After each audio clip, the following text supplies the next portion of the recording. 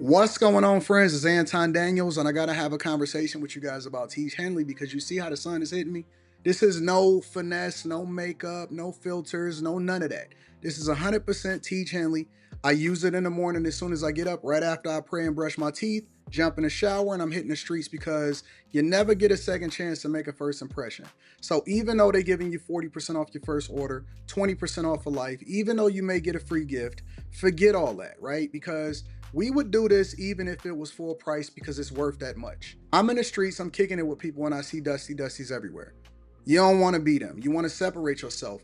And the way that you separate yourself is self-care. Ladies get it for the fellas. Fellas don't wait for the ladies to get it for you. I'm about to hit the streets right now and I'm feeling confident. I'm feeling great. I mean, I already got confidence, but to have that extra boost of confidence, knowing that you've taken care of yourself and you set yourself apart from all of the rest of the sheep that's walking around making bad decisions on a daily basis. And it's reflected in their actions. It's reflected in the products that they use. It's reflected in the people that they follow.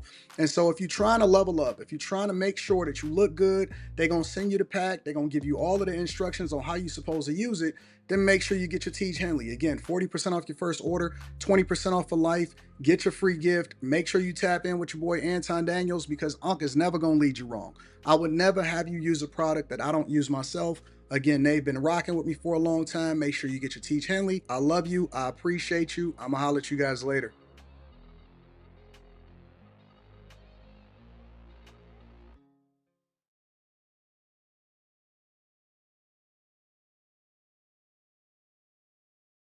What's going on is Anton from AntonDaniels.com. I appreciate you guys for continuing to rock with me. Thank you for tuning in for another edition of the Millionaire Morning Show. I am your host, Anton Daniels, and we are back in the studio. Can we get a round of applause for the studio?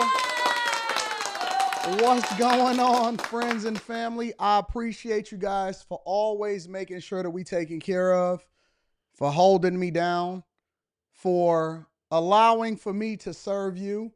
And I have a phenomenal show lined up for you guys today. Did you know that Eric Adams is snitching? I bet you guys didn't know that Eric Adams is snitching, but you know now, and you're certainly going to find out what the details of that is.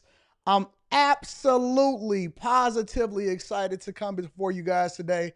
So before we get started with the show, I always like to acknowledge the Cash Apps, the Super Chats, and then we're going to jump right into the show. We're going to get into it with prayer. We're going to rock out, and then we're going to have a good time. What's up to my friends and family? What's going on, friends? See, y'all so used to seeing me on the road that y'all forgot that I got a studio, and we've been doing this in the studio for a little bit, but you're going to get there. You definitely going to get there. Shout out to my dog, Trini Life says, good show, bless up. ESDC is in the building. Mike, that dude is always consistent. And then I got my dog Mick in the building. Shout out to Mick, said good morning. What up, what up, what up to all of my friends on Cash App? I appreciate y'all. Let me dive into the super chats. Early in the morning, Latrell said, what up, though, with the two ball? I appreciate you, Latrell. Says, Chip Burner hits us and said, is a degree in engineering a good? I'm guessing that that's a super chat. That was mistyped because sometimes autocorrect be doing y'all dirty. Yes, it is, but I would also, in your question, try to figure out exactly what field of study that you're talking about. You can be a civil engineer, you could be a mechanical engineer, you could be a software engineer, you could be you could be a sanitation engineer. You know what I'm saying? So it matters, but you need to figure out exactly what you want to do. Being in STEM in any capacity is usually a good thing. So yes, going into engineering, but you need to make sure that you figure out exactly what field of study that you want to specialize in. All right. What's up? What up? What up? What up? Industrial engineers? Yes, yes, yes, yes. So you have to make sure that you are very, very careful in what you pick because that is the thing that you ultimately are going to fall back on in order to be successful. All right. So we are going to talk about Eric Adams. I am going to talk about Trump sending 1,500 agents to the border. I am also going to deep dive into diversity, equity, and inclusion and return to office. Chicago was pushing back and they want to protect illegal migrants. New York, they're a little bit iffy. They don't know which side of the fence they want to stand on. So we're definitely going to get there. All right.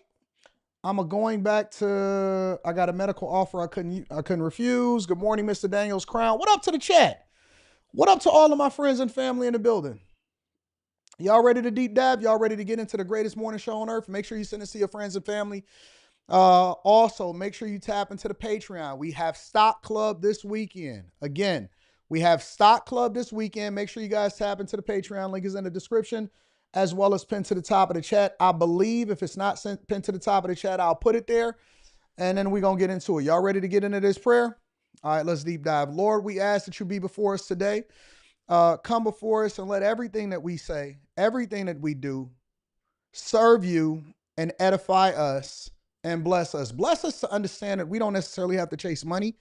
We just have to make sure that we do things the right way, and that will then add value into our lives.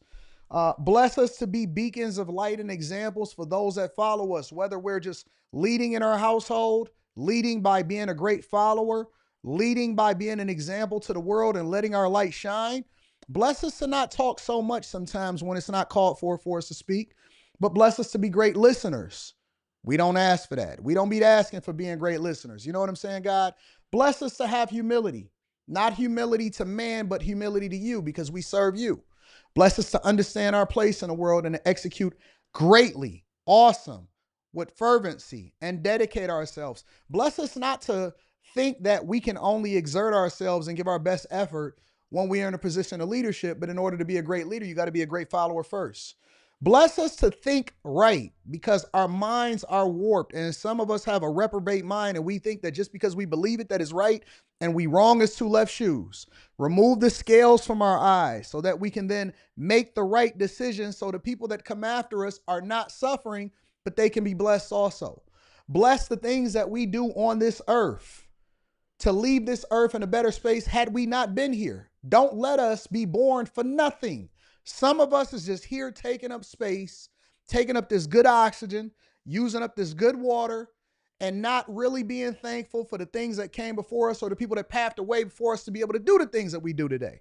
Bless us to be focused on the things that's in front of us and not so focused on the things that people did to us in the past. Bless us to understand that forgiveness is for us, not the person that's asking for it, because we pray for you to forgive us according to how we forgive other people. Bless us to study our word so that when people approach us and we'll have discernment and we'll be able to refer back to the word of God in order to really be able to debate them and show them that you can't have light and darkness in the same space. Bless us to not run in the victim Olympics and always be focused on what somebody did to us, but instead bless us to be in a position to do things for other people.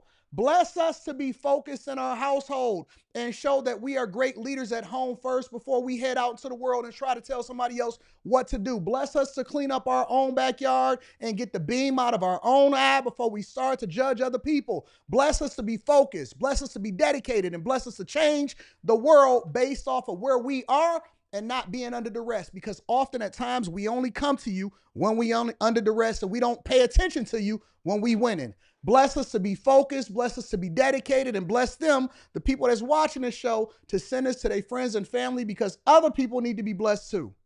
We love you. We appreciate you. We ask for everything in Jesus' name. Y'all ready to get started with the show? Let's get it popping. Make sure that you hit a like for the algorithm, subscribe to the channel, and turn on your notifications. We get into it this morning, all right? So first and foremost, I want to deep dive into hundreds of migrant arrests have already started taking place. So one thing that we've realized about the Trump administration is that regardless of whether or not we agree with him or not, he is not playing any games whatsoever. Let's get into it. So first and foremost, Trump, migrants, ICE agents, Border Patrol, it's all happening on day 3. So the Pentagon now deployed 1,500 troops to help secure the U.S.-Mexico border. And ICE moving at warp speed, arresting hundreds of illegal immigrants accused of serious crimes. Griff Jenkins is in Washington with more. Hey, Griff. Hey, good morning, guys. And Ainsley, you mentioned promises made, promises kept. Well, guess what? Consequences are being delivered. The crackdown has begun. President Trump could deploy, actually, as many as 10,000 active duty troops to the southern border. And while they may not engage In law enforcement, they will be engaging in protecting our border, including the use of military transport planes for deportation flights. Now, a Marine official telling Fox News this, quote, "Our response will be immediate. We are going in ready to respond. If the cartels shoot at us, we will not stand by. We will be taking whatever equipment we would send if a Marine Expeditionary Unit or MEU were deploying overseas."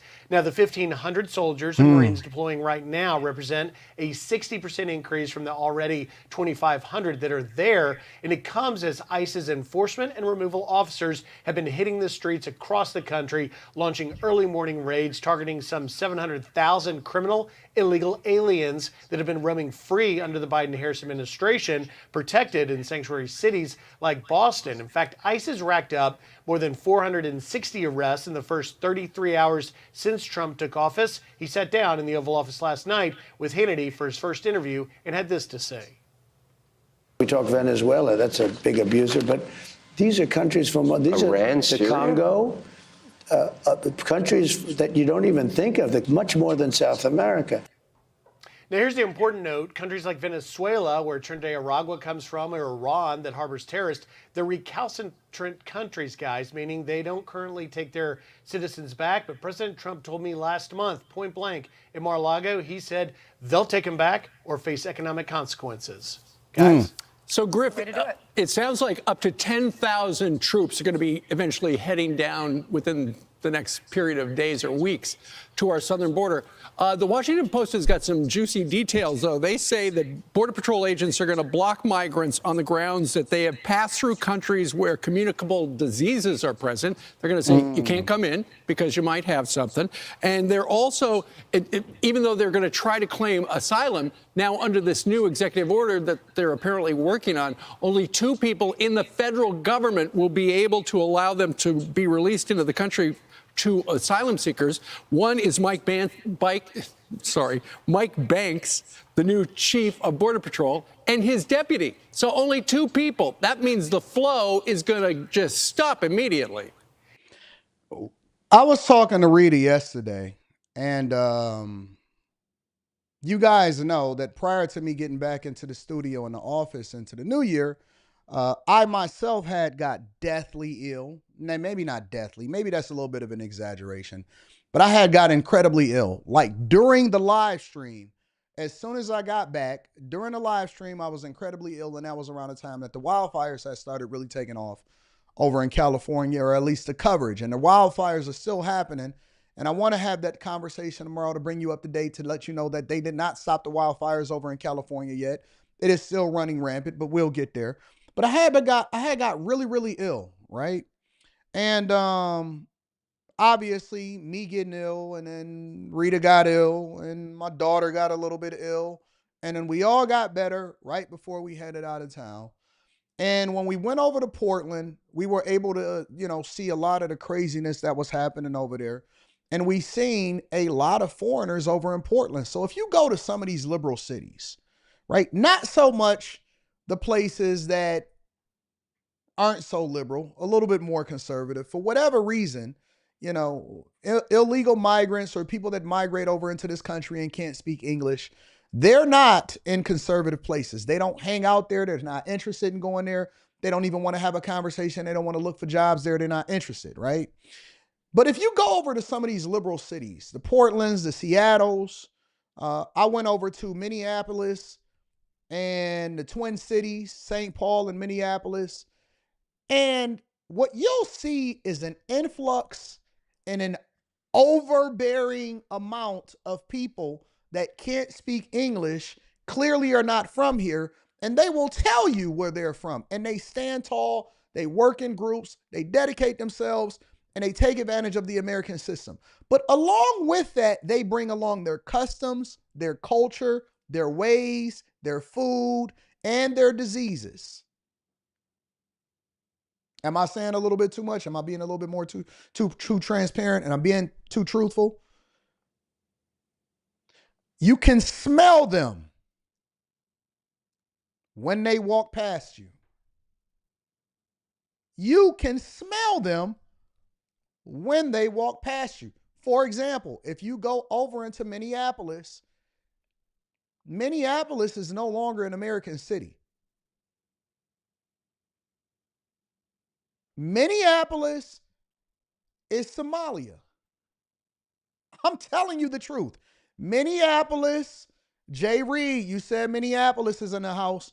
You tell me if I'm off or if I'm right, because I went there and I just so happened to go there when it was warm outside, so I didn't have to suffer the cold.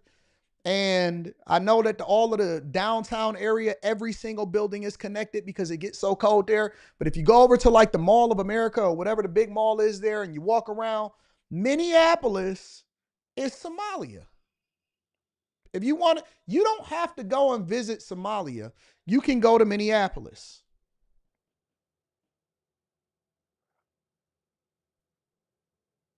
There are certain neighborhoods, even right here in Michigan, where you can go and visit India.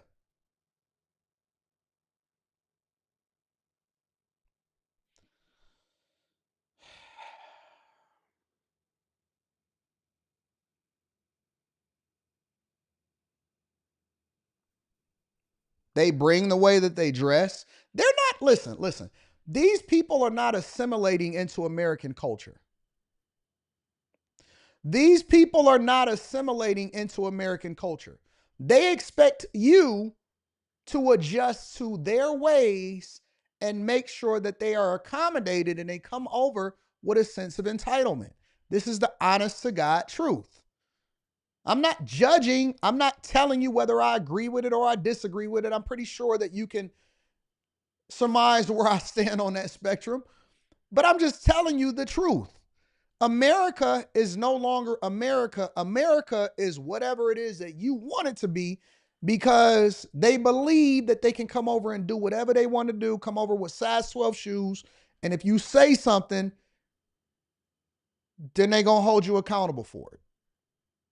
It sure will. And what you're talking about are, we have seen for the past 4 years, Steve, the notice to appear, where they just release them, particularly when they don't have any place to put them because so many thousands were coming. But ultimately, it is the asylum, the remove in Mexico or migrant protection protocols that has been reinstated, meaning that you have to go back to the country where you just came from, meaning in this case, Mexico, to wait for your asylum to play out. But under the Immigration and Nationality Act from 1965, there's a clause, 212F. You're going to hear a lot about that in the coming days, because that gives broad authority to simply block and deny anyone from coming across to try and claim asylum on U.S. soil. And that is really the crux of what the Washington Post and what others are talking about. And if you do indeed bolster and supplement your force with these active duty U.S. military troops, you can stop the gaps in places like California, Arizona, and elsewhere where you don't have the Texas DPS with miles of razor wire and extra forces. You're going to reinforce blocking entry. And so that is going to be something that we're going to see play out in the very near future. Griff, what about the wall? What's that? What about the wall? Has he said anything about starting to build again?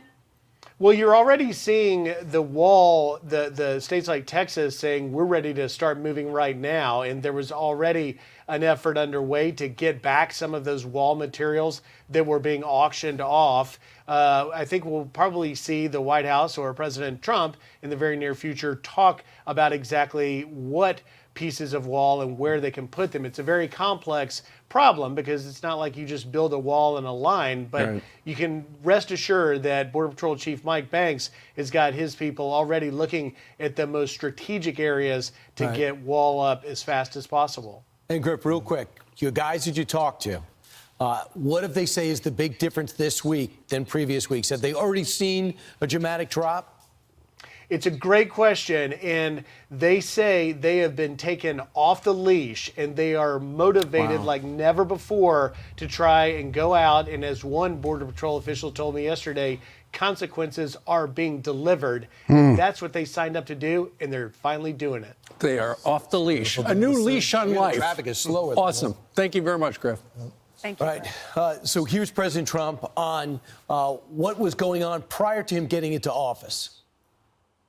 I always say to people, you always like to understand, like in a business here, you want to understand the other side. Why do they want something, et cetera, and you figure it out. And there's usually an answer, almost always. I don't understand. Why does somebody want open borders? Why would anybody that likes our country, the Democrats, allow that to happen? And Facts. even now, I watch them on television. They're trying to justify it. You can't justify it. The only reason it can be is two reasons. You're stupid, and I don't think they're stupid. I don't either. Anybody that cheats that much and that well is not stupid. You're either stupid or you hate the country. Those are the only two reasons. Sanctuary states. And this is where Trump and I disagree.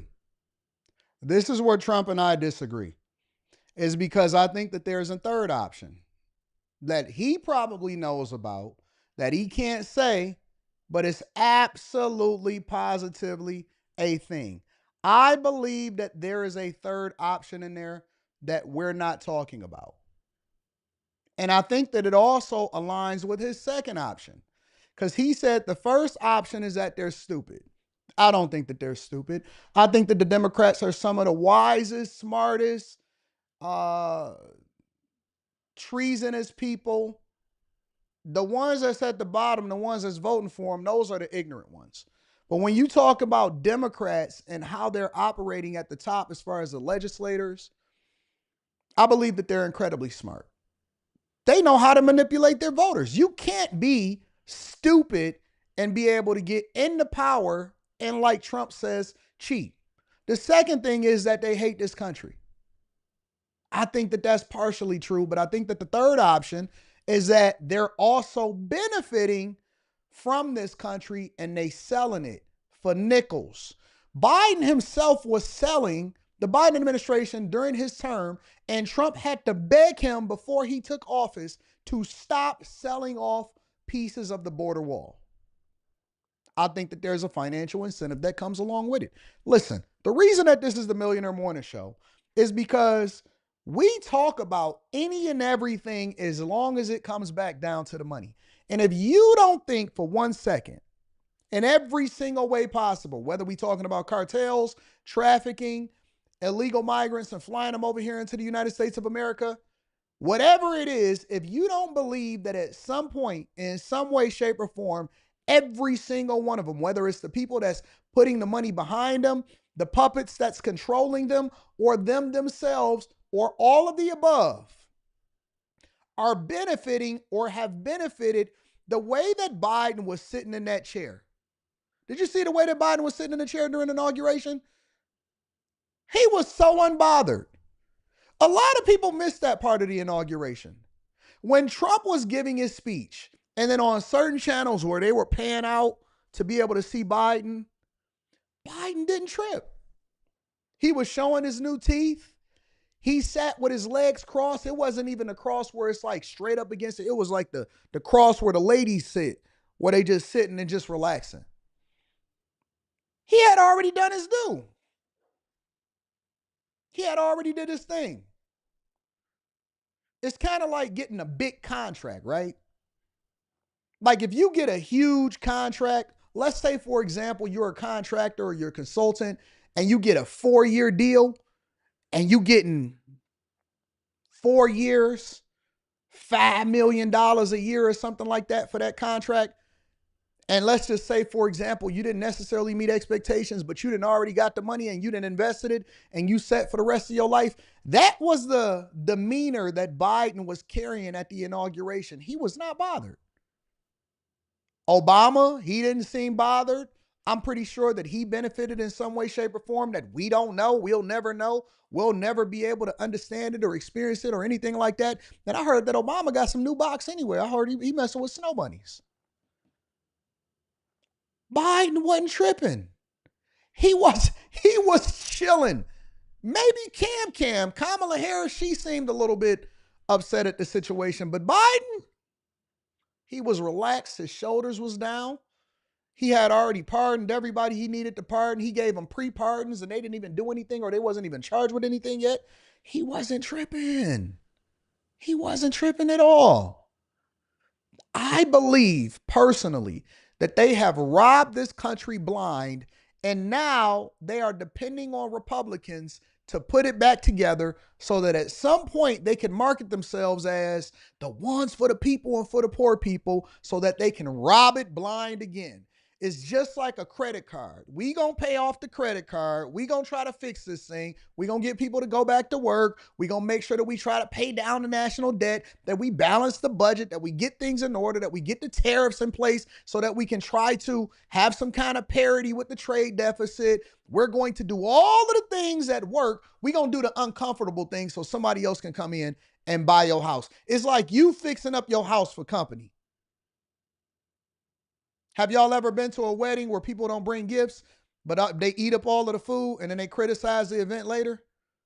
That's what the Democrats are people that come to the event, benefit from it, and then have a lot to say on Facebook later.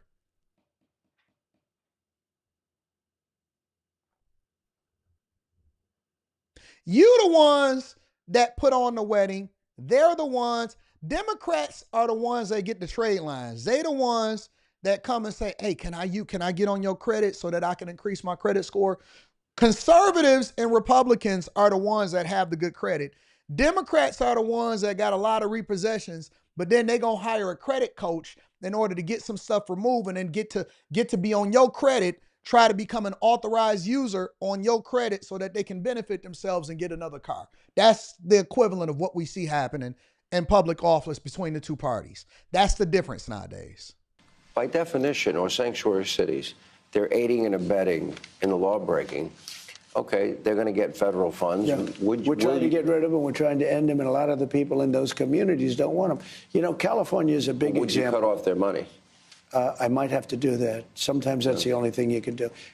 So that's where the big fight is going to be. I have no doubt the military is already on their way. They're going to get the resources to secure the border. So there's going to be a stop when it comes to people coming across. You're going to have to apply for asylum in the first country that you touch, or you can wait in Mexico because of Remain in Mexico. The app has been shut off. So we're going to have a flow stop. But you got people that are still here, 10 million under the last administration, and you got some states and some cities that are going to harbor these people, not going to want to cooperate. And so I predict Donald Trump is going to go after them, and you got a DOJ now that's on his side that wants to follow the law, but it's going to be litigated throughout the courts. Well, and I talked to somebody at the DOJ last night, and what they've done is they've taken some people who were in a different department, and now they've assigned them essentially to take a look at people in these sanctuary cities, officials, and if they are hampering what the president is trying to do, figure a way to prosecute those local officials. This is completely new.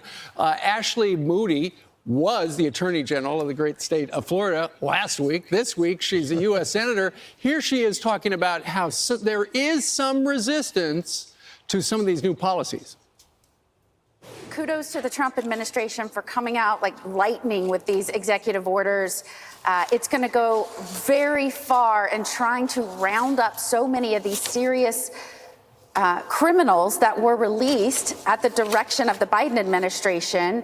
Not only did it reinstate a program that allows locals and state officials to cooperate with the federal government, it sets up Homeland Security task forces, it encourages it, but it also says, hey, DOJ lawyers and agents, if people get in your way when these task forces identify and go after these folks and try and round them up, we're not standing for it. That's a criminal violation. Obstruction of a federal function or a federal investigation, it's serious. It's a felony. You can bring criminal charges in some instances, but they've also set up litigators to go after folks, these governments and people civilly if they stand in the way to bring I think that it's going to be some uncomfortable times for some of y'all friends and families that y'all have befriended that are criminals and you don't know that's a criminal yet. But when you find out what they did, you will definitely be surprised when ICE rounds them up. But I heard that they giving y'all a number to be able to call against the criminals that's out here doing the worst things. We need to actually have that in our own communities, but we'll get there. We'll get there. Make sure you guys hit a like for the algorithm, subscribe to the channel, and turn on your notifications. Let me read some of these super chats, and then we're going to continue over with the show. Can't get right 99. All right, y'all, listen. Before we continue on with the show, this is what we got to do, y'all. This is what we got to do. If you are over the age of 28, you have two options. You can either use your regular name, all right? If y'all got an email address, Hot Spice in the 2006s, you need to get another email address. Use your first initial dot last name. You can also, if that's not available, use your first initial dot last name with a number. And we're going to be more professional. And I'm not dissing you. I appreciate y'all for the super chats. But what I am saying is we're going to go ahead and level up, y'all. We're going to have to level up. I shouldn't be reading your name trying to figure out exactly what it means. You know what I'm saying? We got to level up, y'all. And listen, I know y'all get easily offended. It's okay. It's okay. Get mad and then make some changes and come back in here and continue to participate with the rest of the classroom. I'm only saying this because it's going to benefit you, not because it's fun to get on you. All right. We have to start to be a little bit more mature. Don't be the same person that you were 10 years ago. You different. You are grown up. You make grown up decisions. You pay bills. You have children now. And your children should not have more professional email addresses or usernames than you guys. I do not want to continue to try to figure out what y'all saying through letters and numbers because we too old for this. We're too old for this. You see my name? It says Anton Daniels. That's my username. You know my first, you know my last name. Okay? I've been that way since I've landed on the internet. When I got on the internet, I had already grew out of Black Planet, Asian Avenue, My Gente, for those of you that are familiar with those platforms, the social media platforms. All of that stuff had went away, okay? We using our real name. If you got Lil in the front of your name, get the Lil off of front of your name, all right? Even Bow Wow is trying to rebrand and be Shad Moss. Come on, y'all. Come on, y'all. We got to do better. We got to do better. Shout out to Kent. And then got a name like Can't Get Right. What do you mean Can't Get Right 99? Do y'all know that the things that you say and the way that you label yourself also projects how you're going to live your life? I know that y'all don't believe in spirituality. I know y'all don't believe in spirits. I know y'all don't believe in positive thinking or anything like that. But when you say things, your mouth is more powerful than you believe. The things that you label yourself. If you label yourself, I'm a thug and I'm going to always be a thug, chances are you're going to have a reprobate mind and a negative mentality that's not going to benefit you going forward in 2025. Okay, guys?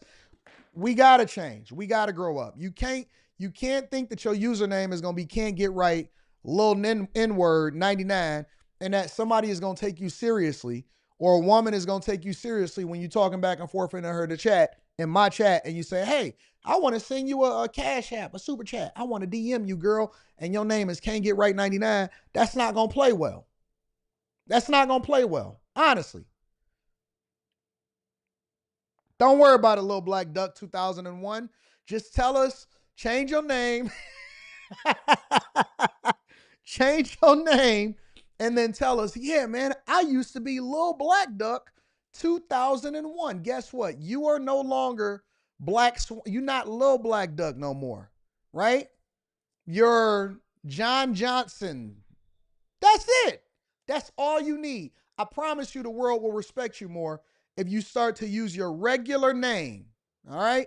If your regular name is stupid, all right, we're going to go there because that's not your fault. That's your mother's fault. You can go and get your name changed. Don't be so dedicated to the negative stuff that y'all mama taught y'all to where you're going to still stay in that bad space. Your mother was an idiot. Your mother was 16. She got pregnant by a dude that was driving a 96 Impala back to the school. He was 23. He should be in jail, but we didn't have social media back then. Your mama got pregnant at 16. She got pregnant by a guy that was driving a 96 Impala and knew he shouldn't have been up at the high school talking to younger girls. She was ignorant when she named you. Give her some grace. You may want to change your name.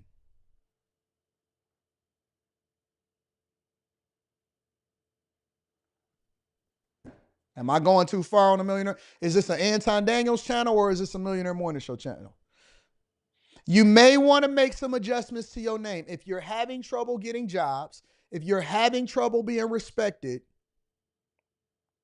because you don't have a regular name and they named you everything, gold Mercedes, blue car, they thought that they was being cool. Your first name is some MySpace username. Change your name. Change your name. It's okay. The rebrand is going to be beautiful for you. I appreciate you. I appreciate you. Okay? If you have a stupid name, it's not your fault. I'm not offending you. I'm talking about your, and don't get mad at me. Get mad at y'all parents. Y'all parents need to be held accountable for the fact that you don't know how to carry or conduct yourself as a grown man at 42 years old. E-Love. I see you in the chat, E-Love. It's E-L-U-V. You're going to have to change that. I want to see more maturity in adults going forward in 2025. Think about it. Think about it. I know you attached to that name because I done had this since I was in high school. It's okay to evolve. It's okay to mature. It's okay to grow up. All right? Let me get back to the super chats, y'all. I'm sorry. I just got to say this. Somebody got to tell you, but I have to tell you. And I'm not getting on you in a negative way. You know, this is not a negative conversation. This is a necessary conversation. Okay? All right, Beltway Bandit. We're going to have to change that. Whoever name is Beltway Bandit in the chat, go ahead and make that adjustment. What up, AD? Just started a Robinhood, trying to figure out where to start investing. Do you have any tips for me? Leave Robinhood alone. Go ahead and get you a grown-up account. Go ahead and start you either a Charles Schwab or a Fidelity account. It's much more mature. You have agents and people that you can speak with. It operates like a regular bank account. And then join Stock Club and a Patreon, and we're going to break down the 8 things to look for when you're looking to invest in a company, all right? Shout out to you. Today is going to be the best day of your life because Anton is going to be the man to tell you the truth, and I'm going to help you get some money. You know what I'm saying? I'm not just going to criticize it. I'm going to help you get some money. AR Smitty says, Jesus, that prayer hit different. Hashtag prayer warrior. I told you we prayer warriors over here. Banks Hayes, hashtag AMC says, you got to wipe the sweat from your forehead with a prayer cloth after the prayer like that. Oh, we pray over here. We pray over here, family. De Negro. You already know what I'm going to say. I don't have to say it. I can't help but think migrant crisis is my fault because I voted for Biden in 2020. So glad Trump is restoring order. No, you are a good person because you are making adjustments. And it's not about where we come from. It's about learning and making adjustments. I like that. I don't like the last name, but I like that. Ashley Patterson. That's a beautiful name. Respectable. Says, good morning, Faith. Thank you for allowing God to use you. That prayer was needed and on point. May God continue to bless you and the family. Love you, Faith, and the Chasers. Shout out to the Chasers. Give yourselves a round of applause. Eric Williams is in the building. Eric says, Anton J. Reed is definitely right. I lived in Minneapolis for a year back in the late 90s. It is Somalian North, and my folks stay in South Minneapolis. And believe me, they get into it with them all the time. That's a fact. Chris Cunningham is in the building. Says, let me change my mood. I got to get my mood different. There we go. The third option is you can import illegals to price out Black Americans. That's what the Dems did back in 1965, and they signed a bill called the Hart-Celler Act. I think that Black people think that we're more important than we really are. I think that you can have two things can be true. I think that the immigrants coming over here and doing certain things could have an impact, but I don't think that every single thing is dedicated to Black people. For some reason, we think that we way more important than we are. Shout out to my girl, Camille Edwards. Camille says, hey, AD, long time. I'm closing a brand deal with a restaurateur to produce content for them. How do you think I should open? Do you have any season rules of thumb? Like the new look. Thank you, Camille. What do you mean? How do I think you should open? How you should open the restaurant? I think the first thing that you should do in producing content with them is to go and align yourself with all of the local content creators to bring visibility to the restaurant. It is going to be the biggest bang for your buck, and it is going to have the biggest impact. And also, you need to make sure that they give you a budget, a marketing budget. And if they try to say, well, we don't have the money, say that you can't afford to. That's the pitch. Listen, if I'm able to bring you X amount of dollars, let's do this on a trial run. How about I forego what it is that you pay me the first month? right? But then if I'm able to take the budget that you give me and I'm able to 2 times or 3 times the amount of business and visibility and traffic coming in here, would that then justify to you guys how important it is for you to have a marketing budget? Because you can't afford not to. It's not about whether or not you have the money to do it.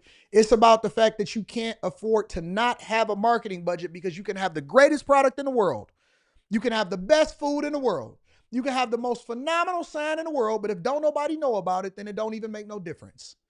I need to get foot traffic in here. And then we can start talking about word of mouth. And then we can start talking about bringing more visibility into this company. But if we don't have the foot traffic, if I can't get visibility into what you guys are doing, that's already great. Let's highlight what you guys are doing great, right? Let's say, for example, I'm able to drive 3 times the traffic in here than last month. Then that means that then opens up the budget for you guys to be able to have marketing and to be able to push your brand harder. You got to sell them. You got to sell them. You got to help them to understand why they need it, not whether or not they can afford it. People find the money for the things that they want to do, Camille. All right? Okay. Let me read a couple of more super chats and then we're going to move over into a different part of the show. I like that, Camille. Great question. Thank you, Anton. I just want to say thank you. Thank you. Shout out to Jerry Early. Great advice, AD, says Elizabeth Williams. I like your name, Elizabeth. Pookie's friend, Ray Ray. We're going to have to make that adjustment, Ray May. Say, I've been driving them folks back to the border after all those years of driving them up here. Lil Black Duck 2001 says, I feel attacked. Did my name make the cup? Shireen, advance your life. I would market it a little bit differently, but we'll talk about that. My name is Abe, and I'm a hunter. Okay, Abe.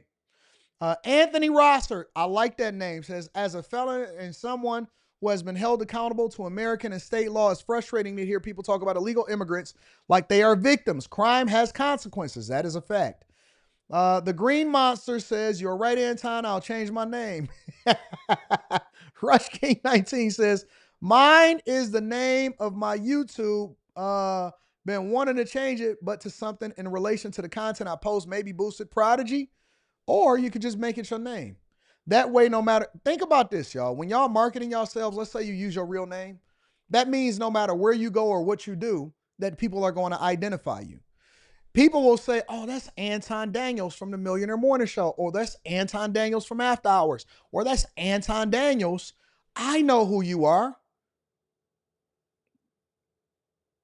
No matter where you are who you are. You are your brand, not the name of the channel that you have content that's created based off of. You see what I'm saying? The late night show with whoever. This is Family Feud with Steve Harvey. Come on, y'all. Come on. Think. I don't want to be giving y'all Patreon level game, and I don't want to deep dive into that too much. But think about it. Think about it, okay? My government name is Curtis, so I can't be courteous. I'm gonna let you think about that. Hey, no, what's up? No, you know who I am. When y'all come up to me, I don't want to spend a whole lot of time talking about this anymore for the rest of the show because I got a whole show to do. When y'all come up to me in person, think about this. A lot of y'all come up to me and y'all meet me on a regular basis and you say, dog, you don't recognize me? And I say, what do I recognize you for? I'm Courteous Contemplations in the chat.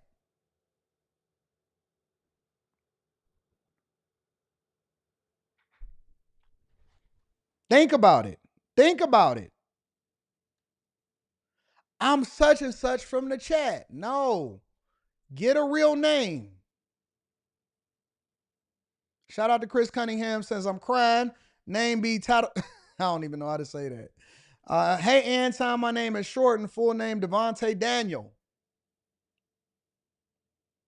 Y'all heard what I said. I ain't gonna debate with y'all. Shout out to LaFleur.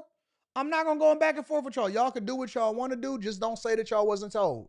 We need more brothers like you. You're the reason I voted Trump. You opened my eyes to the truth. Thank you. I appreciate you.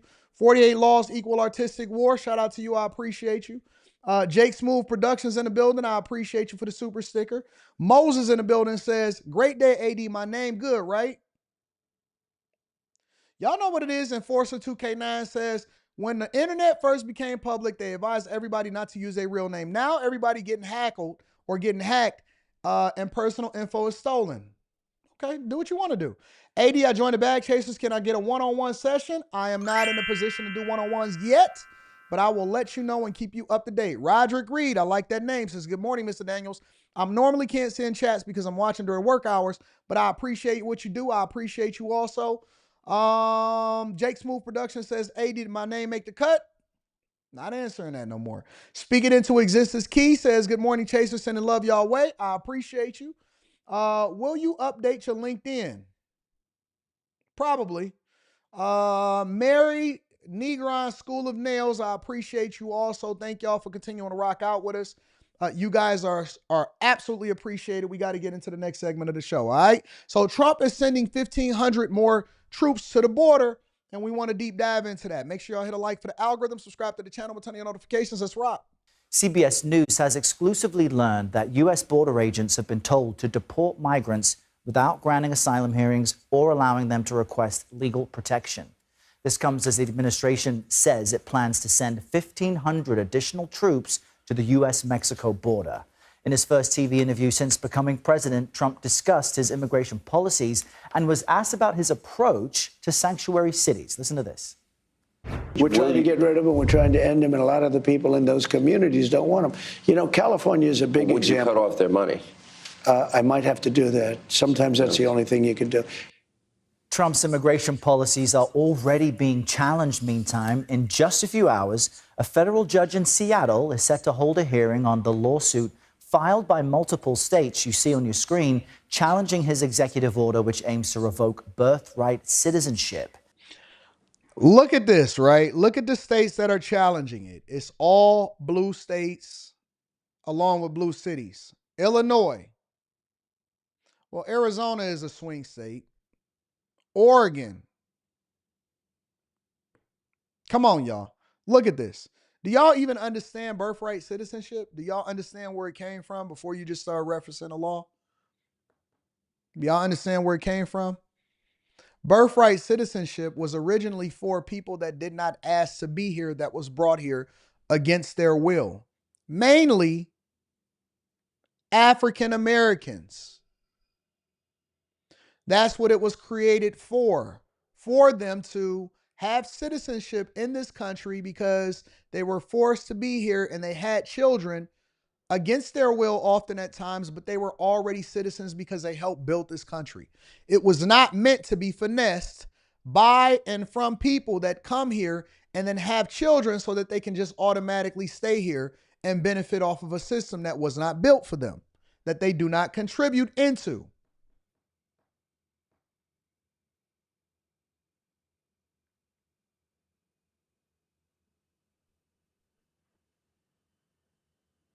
And later today, in a separate headline for you, Trump is set to virtually address leaders at the World Economic Forum in Davos, Switzerland. That annual gathering brings global leaders together with some of the wealthiest people in the world. For more on all of this, let's bring in CBS News political reporter Aaron Navarro, joining us from our D.C. bureau this morning. Aaron, let's get back to Trump and his immigration and border policies. Which agencies will now be heading to the southern border? And where is that drawing resources from? Good morning, Errol. Drawing resources at the request of the Department of Defense, 1,500 troops by an executive order Trump signed earlier this week will be heading to the border. 1,000 from the Army, in addition to 500 Marines that will be going to El Paso and San Diego. That's in addition to 2,500 military troops that were already along the southern border. And these troops will not be acting necessarily as law enforcement, but will be assisting Border Patrol when it comes to detaining migrants, as well as a request to build barriers along the southern border.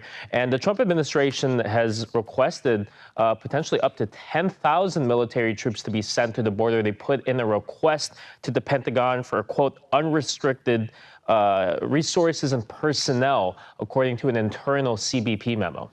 And what did Trump have to say yesterday in this interview with Fox about his pardoning of January 6th defendants, which some Republicans don't seem to agree with.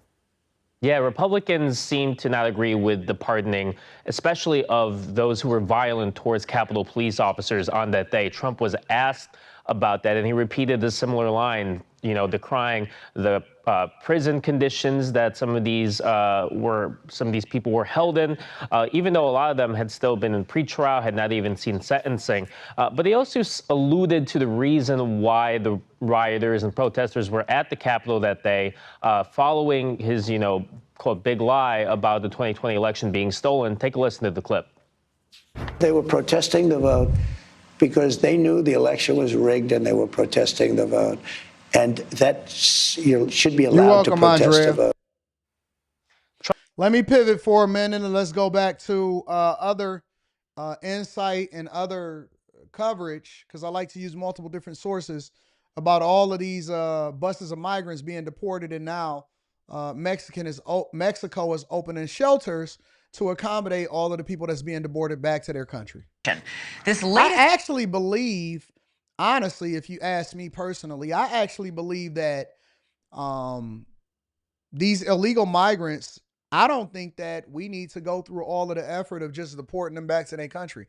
I think that that should come at the hands of the place that they crossed in from. If you crossed in from Canada, then I think that they need to be deported back to Canada, and then let it be Canada's problem. If you came in from Mexico because Mexico helped you get here, I think that that should be Mexico's problem, and they should be the ones that send you back to Guatemala or Venezuela. But that's just me. That's just me. Because I think that everybody should pay for what they did. Everybody should pay for what they did. Because you can't let cartel members and the Mexican authorities and the Mexican legislators and their politicians, because don't think for 1 second that they didn't benefit from this whole migrant crisis. Everybody got rich. Everybody got rich.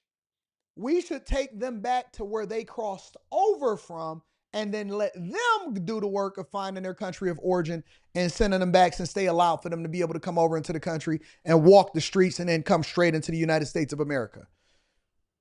Everybody should have to pay for this. Not just here, not just the United States of America. We shouldn't be the only ones footing the majority of the bill.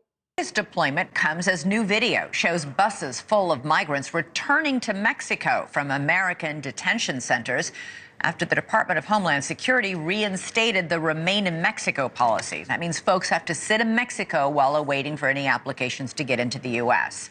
Under the program, officials can send asylum applicants back while they wait their day in court.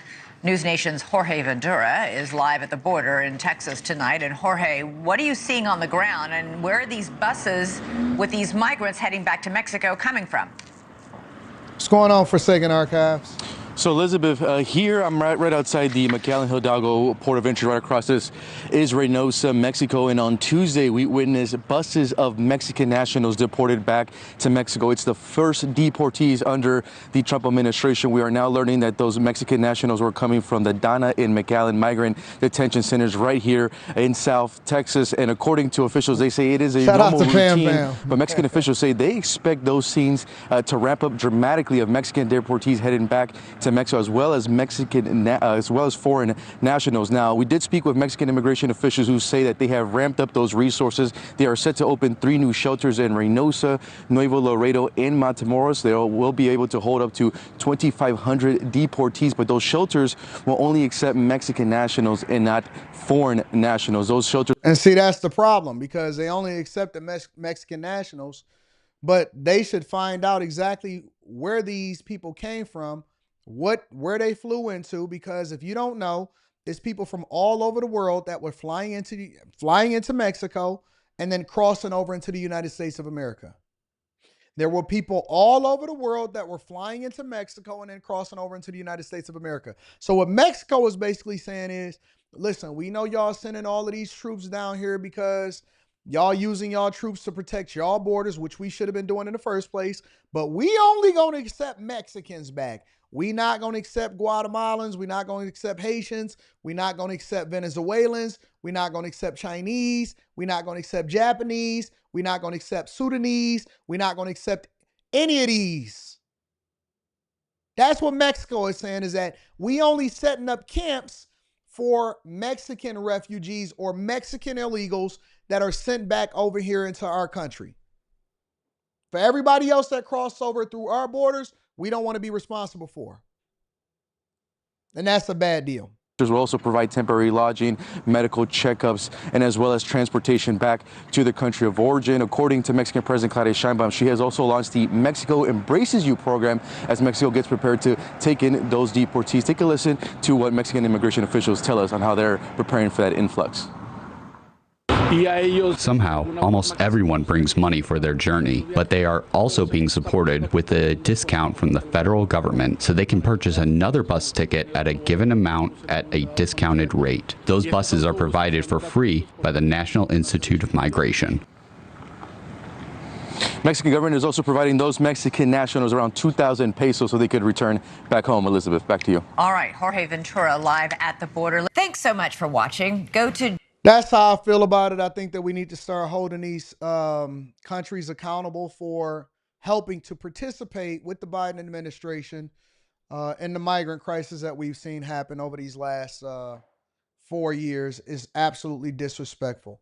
Let me read some of these super chats and cash apps, and then we'll move over into the next segment of the show. Shout out to Wesley Turner in the building. Says, I got a super sticker for you. I appreciate you for holding us down, big dog. Courtney Egger says, just showing love, big dog. I appreciate you also. Shout out to Courtney Egger. Thank you, thank you, thank you. TC Shannon 2 is in the building. TC says, appreciate you, bro. Long-term fan. Long live KS. I appreciate you also. Let me say this for anybody that say that they're a fan of mine. You're not a fan, you're a friend. No matter how big I get, no matter how successful I become, let me help you to realize that I'm never going Hollywood. I'm never going Hollywood. You are not a fan. You are a friend of the show, a friend of me, and a friend of what we all doing here over at the Chasers. And if you a bag chaser, you family. If you a chaser, you family. No fans over here, only friends. We ain't that Hollywood. You know what I'm saying? Jeff Jones says, AD, I appreciate you as a truck driver. Your show is literally a part of my day. Thank you and continue to be great. I appreciate you, Jeff. Manuel AG. Manuela says, the green. I like that. I like that, Manuel. It looks good on you. It sounds good. It looks much better on you. AG are my middle and last initials. Not comfortable putting out my whole name. That's good. That's perfect. Manuel AG is perfect. I like that, bro. Forsaken Archive says, good morning, King. Good morning to you, too. Appreciate you. I appreciate you. Pam in the building says, I watched yesterday's show last night and I laughed out loud so many times. You absolutely need a comedy stage. Maybe it's coming soon. LT144K says, AD, one of my life's goals is to open up a car dealership, then a new car dealership. My job is all right, but the hours are rough on my health. The one-on-one sessions I'll be down for. I do need much advisement to get the needed funds. All right, we'll talk about it. Aaron L says, concerning birthright citizenship, you can't just override a constitutional amendment or legislation with an executive order. There's a proper order. Dave Cousins says, appreciate what you do. You should be a politician. They don't want politician Anton up there causing ruckus on Capitol Hill. Rashonda Blackwell says, good morning, sir. I really enjoy your platform. You're never too old to learn. We got to do better. And I like that name, Rashonda, also. We got to do better. Grace and peace to you and your family. In Jesus' name, amen. I love that. Kay Cooper, my girl is in the building, says, someone said the Supreme Court ruled in the U.S. versus Wong Kim, Arc 1898, that the 14th Amendment applies to the children born in the U.S. regardless of parents' immigration status is crazy. Mary is in the building. Shout out to my girl, Mary Negron, and I love it. Says, new bag chaser here. Thank you so much for the wealth of information. It's priceless. Make sure y'all tap into the Patreon link is in the description as well as pinned to the top of the chat. Rich Steve is in the building. Says, did Trump revoke the executive order of the Civil Rights Act? If so, what does that mean? I haven't seen that, but I'll check it out. Y'all send it to me in my email, and then I'll talk about it on the Millionaire Morning Show or the Anton Daniels channel. Make sure y'all tune in to After Hours tonight and subscribe to that platform, as well as making sure that you hit the like button for this platform if you already subscribed, all right? Let's get into the next segment of the show. Oh, that was already open. Let's get that out. Let's get into the next segment of the show. We want to bring Chicago to the front of the congregation, ladies and gentlemen. And the reason that we want to bring Chicago to the front of the congregation is because Chicago is spending more energy and time protecting people that are illegally here than they are looking out for the people that pay the taxes inside of the city. Make sure y'all hit a like for the algorithm. Let's get it popping. Garrett Tenney is live for us in Chicago. Garrett. Yeah, Harris, those proposed changes would have allowed Chicago police to work with ICE only in cases involving a violent criminal, which is the kind of people state and local officials claim they don't want to be here. Instead, progressives on the city council have spent the past week preparing to fight this expected ICE operation by canvassing Latino neighborhoods to pass out these flyers, telling folks to not open their doors and to remain silent if ICE agents show up looking for any convicted criminals. Is this not disrespectful to you guys? Do you guys not feel disrespected? Honestly. To know that they are putting this level of effort the entire time since I've been having a Millionaire Morning Show. We are on season 5, which means that we've been doing this for 4.5 years. The entire time that this show has been in existence, Chicago has been rebellious, insubordinate, and not in lockstep with what's best for America. Not with Lori Lightfoot, not with Brandon Johnson. Chicago has been absolutely, positively disrespectful to the American people and to its own citizens. Illinois, Chicago, all of them. 100%. Later on in the show, I am going to present to you Eric Adams having a conversation with Tucker Carlson and admitting that the Biden administration was working against the American people and telling all of the mayors of these cities to be quiet. Shh. Shh. And they are sending out information both in English, in Spanish, in French, and Swahili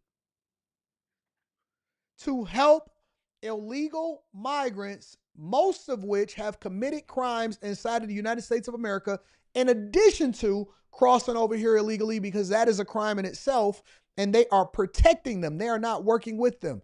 As a matter of fact, you can get arrested as an illegal migrant in Chicago, and instead of them abiding by what the federal government and Tom Homan is saying and saying, hey, listen, if you arrest somebody for a crime and they did something egregious, then we should be able to come into the jail and you should make it easier on us from having to hunt them down. You should make it easier on us to just come, pick them up, work with us, and then we can deport them back to their country of origin because y'all don't even want them inside of y'all cities and y'all states in the first place, right? Right? You don't want this on your hands. And they said, nope. Nope. We don't care about what you say. We don't care about anything that you got going on. We're going to continue to protect those that we deem valuable to our city and state. And it's not you, it's them. Talking to people, the fear is palpable. The fear is vocalized by our residents. People in the streets are saying that they're scared that ICE agents will show up at their doorsteps, at their workplaces, at their places of worship or places of going to school. They're scared of that. I get scared when I was driving with no license and registration. When I didn't have tags on my car, I used to take the side streets. I never took the freeway. I never took the main streets. I always took the side streets. And if I seen a police officer in a police car and he pulled up and I pulled up, I always gave him the right of way and I would flick my light saying, go ahead by. And sometimes they would just sit there and see if I was going to drive first. And I would say, you know why? Because I was scared of getting pulled over. You know why I was scared of getting pulled over? Because I was riding dirty. Let me get there, riding dirty. I always was scared when I was doing something I wasn't supposed to do. Whenever the police would just get behind me for no reason at all. Get that seatbelt. You try to be as still as possible.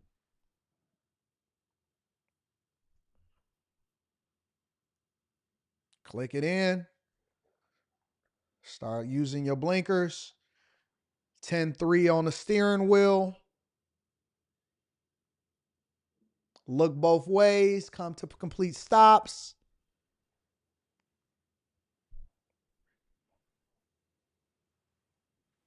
Heart beating at 190 beats per minute.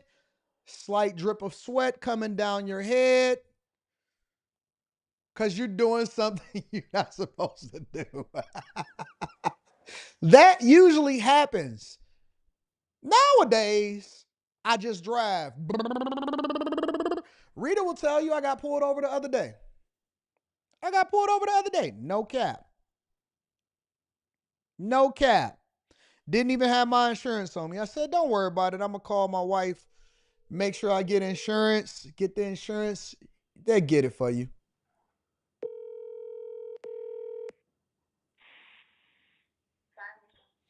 I get the insurance for you. Don't worry about it, officer. He went, checked my license. He said, man, don't worry about that junk, man. I ain't even thinking about it. Man, have a nice day, Anton. Yo, I checked your show out. It's a great show, so on and so forth. Right up the street. I have gotten pulled over so many times over the last 2 years. I've probably gotten one ticket. I'll just be gone. He said, Anton, what do you got going on? I said, oh, I had ran that light back there. I thought it was cool. I don't debate. I don't go back and forth. And you got your license and registration? Yeah. Man, what you had going on? Oh man, you know how it is. I thought I was clear. I just said I'm gonna just go ahead and go. That's what I told him. I thought I was clear. I was just gonna go ahead and go. But you, Anton, you ran a red light. You seen me right there. I was like, yeah, I know. I thought you had turned the other way. I was just going to go ahead and go through that light real quick and see if I can make it. They just start cracking up. Man, get out of here. Have a good day. You crazy, bro. You crazy, man. You don't care. You're not tripping about it. It ain't even a big deal. I'm more upset at the fact that I got slowed down from the place that I was going to go to more than I am about ever getting pulled over. It's not even a thing. I think it's hilarious, absolutely hilarious. But when you're doing stuff you're not supposed to do, you're always going to get a little bit nervous. Ooh, you start having to use the bathroom a little bit more than usual, just like when you used to get a whooping before you got home. I absolutely hated knowing that I was going to get in trouble before I got home. I would get them pink slips when I was in elementary school, and they had already called your parents. And so your parents would delay the fact that they was going to address the fact that you got suspended from school. Got the bubble guts all day long. Oh, I got to use the bathroom. You stay out playing a little bit longer, knowing you got to come home and get that whooping. You got to come and get that whooping. You can't keep avoiding what we got going on here. It's whooping time, buddy. That is a problem. Governor J.B. Pritzker could push for changes in the state sanctuary policies to allow Illinois police to cooperate in some limited way, but he hasn't given any indication that that is something he is even considering, despite repeatedly saying criminal illegal migrants should be arrested and removed. If there are violent criminals who have been convicted of violent crimes who are undocumented, they are supposed to be deported. That is the law of the United States and has been for quite a long time.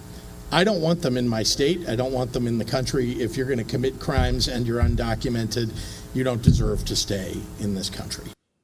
The sad irony here is that by not helping to remove those folks, Democrats here say that the folks they are trying to protect, those law-abiding individuals who are here illegally, by not cooperating with ICE, more of those very individuals are inevitably going to get picked up by ICE while agents are trying to track down those who are the most dangerous. One example, Harris, during an ICE operation in Chicago back in 2018, agents arrested 156 migrants. Of those, only 74 had criminal convictions. The other half were folks who just got caught up and were collateral arrest. Tom Home and others are warning we're almost certainly going to see a lot more of that because of these sanctuary policies. This governor speaks from both sides of his mouth, honest to God. Absolutely he does. Because you can't say you align with him, but then you're going to block them at every turn and prevent them from doing their job and getting the people that's not supposed to be there from out of there. What is he getting out of it? Harris? And just so I'm clear, I mean, if they came here illegally, they already committed a crime. They broke absolutely our are laws of sovereignty. So there's 156. Yes, 74 had committed crimes either in their former countries or in this one. But the balance of that was, from what you're saying, and that's what I want to get straight, they were here illegally anyway. Here illegally, not violent criminals, though. And that's what the administration is focusing on in this initial set of operations. All right, that's helpful. Let me go over into another source so that we can make sure we get it from both sides, because Chicago residents are now willing to work and help the Trump administration against the Brandon Johnson administration and get these people up out of there. Let's bring in Chicago resident Kata Truss, who sued the city over its handling She of said, the I'm going to migrant have my crisis. hair Thank you so match my outfit. Okay, I see you. I'm going to make my Fox debut with my hair matching my outfit. Get it then, girl. much for joining us. First up, what was your reaction to the president's words there? I felt good. I felt positive. I felt that change is on the horizon. One of the things that I just want to say to Americans is pray for President Trump, pray for this administration, pray for this country. I think that if we're all on the same accord, you know, you've heard people talk a lot about in the last couple of days about peace, about love, about protections, about the good of the country. And I want us to keep those things at the forefront of the focus as we begin to see a lot of the What's going on, things Heather? that Better late President than Trump never. wants to do here in America, those mandates pushed. And in terms of the migrant crisis here in Chicago, we're excited. We're excited to see that something is about to happen, that there's about to be a change. We cannot continue to hemorrhage money in this city the way that we have been. I do have some concerns, though, about the fact that I do know that city officials here are holding classes to teach migrants how to avoid ICE or how to evade ICE, basically teaching illegals how to be more illegal, if you will. That's troubling for me, but I have complete faith and confidence in Tom Homan and in our current president, so I'm excited for what's to come. All right, so you mentioned Tom Homan. He brought up Chicago earlier when he was on this program. Caught for Five Guys.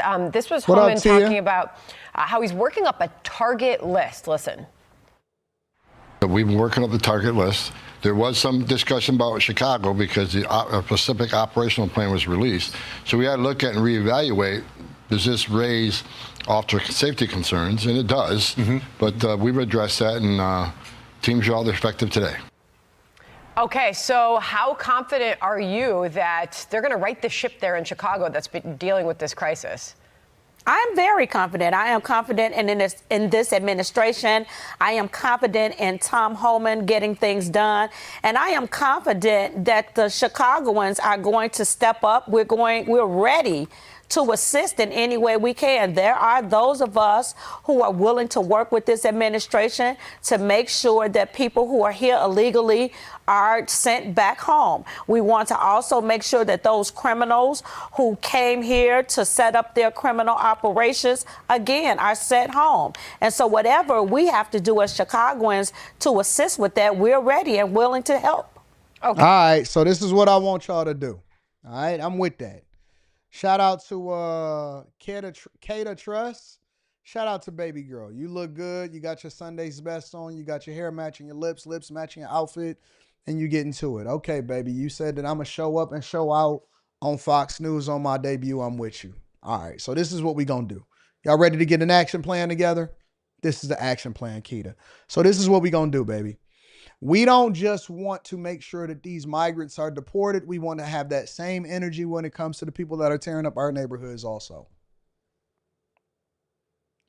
We want to have that same energy when it comes to the people that's tearing up our neighborhoods also. Can I get an amen? When we get done helping them deport illegal migrants, we want to also clean up our neighborhoods, reduce crime, and allow for our children to walk down the street and play. And we want to help the law enforcement and authorities remove the people that we know that are committing the most egregious crimes inside of our neighborhood also. That's all I'm saying. That's all I'm saying. Let's stay consistent with it. Let's keep the movement going. Let's work to turn Chicago red. And then we want to also make sure that we hold ourselves accountable so that we don't have to call Black Lives Matters every time that a police officer have to engage with somebody that's trying to shoot their lights out. That's all I'm saying. That's all I'm saying. I'm not saying nothing that y'all didn't already say. I'm saying it because I'm saying it. I'm saying it because it's true. Let me read some of the super chats and cash apps, and then we're going to move over with the show. Make sure I ain't forget nobody. Shout out to Maria. Maria says, a lot of Dems got rich from the open border. I agree with that. I know that that's true. And shout out to Mick. I appreciate y'all on Cash App for holding us down. Let me read some of these super chats, and we're going to move over to New York. I ain't talked about New York in a while. TC says, correction, a friend of the show, new bag chaser, also appreciate you. Shout out to all of the new bag chasers. Make sure y'all tap into the Patreon. Link is in the description. Also, link to the Discord with the rest of our family is in the description of any of the most recent videos inside of the Patreon, all right? Scooby CC says, we're starting this year off right. God bless America. God bless America. Chris Cunningham says, did you see Eric Adams' interview with Tucker? We gonna get there. We gonna get there. We working on it. We definitely working on it. I got you. Quincy Walker is in the building, says, long-time listener, first super chat. Shout out to you. Keep bringing it, joining the bag chaser as soon as I can take care of a few of obvious things.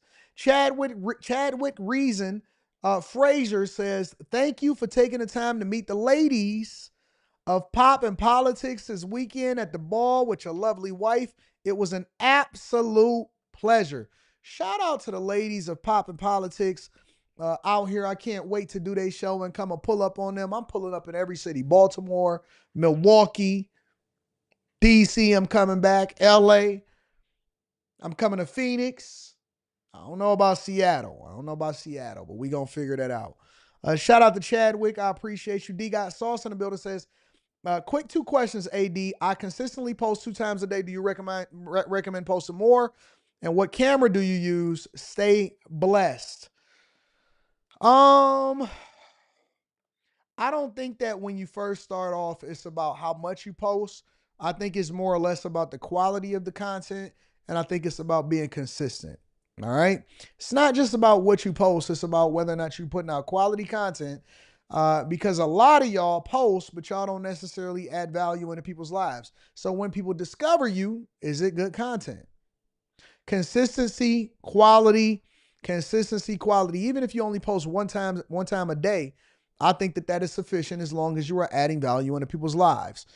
You said, what cameras do I use? I use Sony cameras, specifically A6100s. I also vlog with iPhones.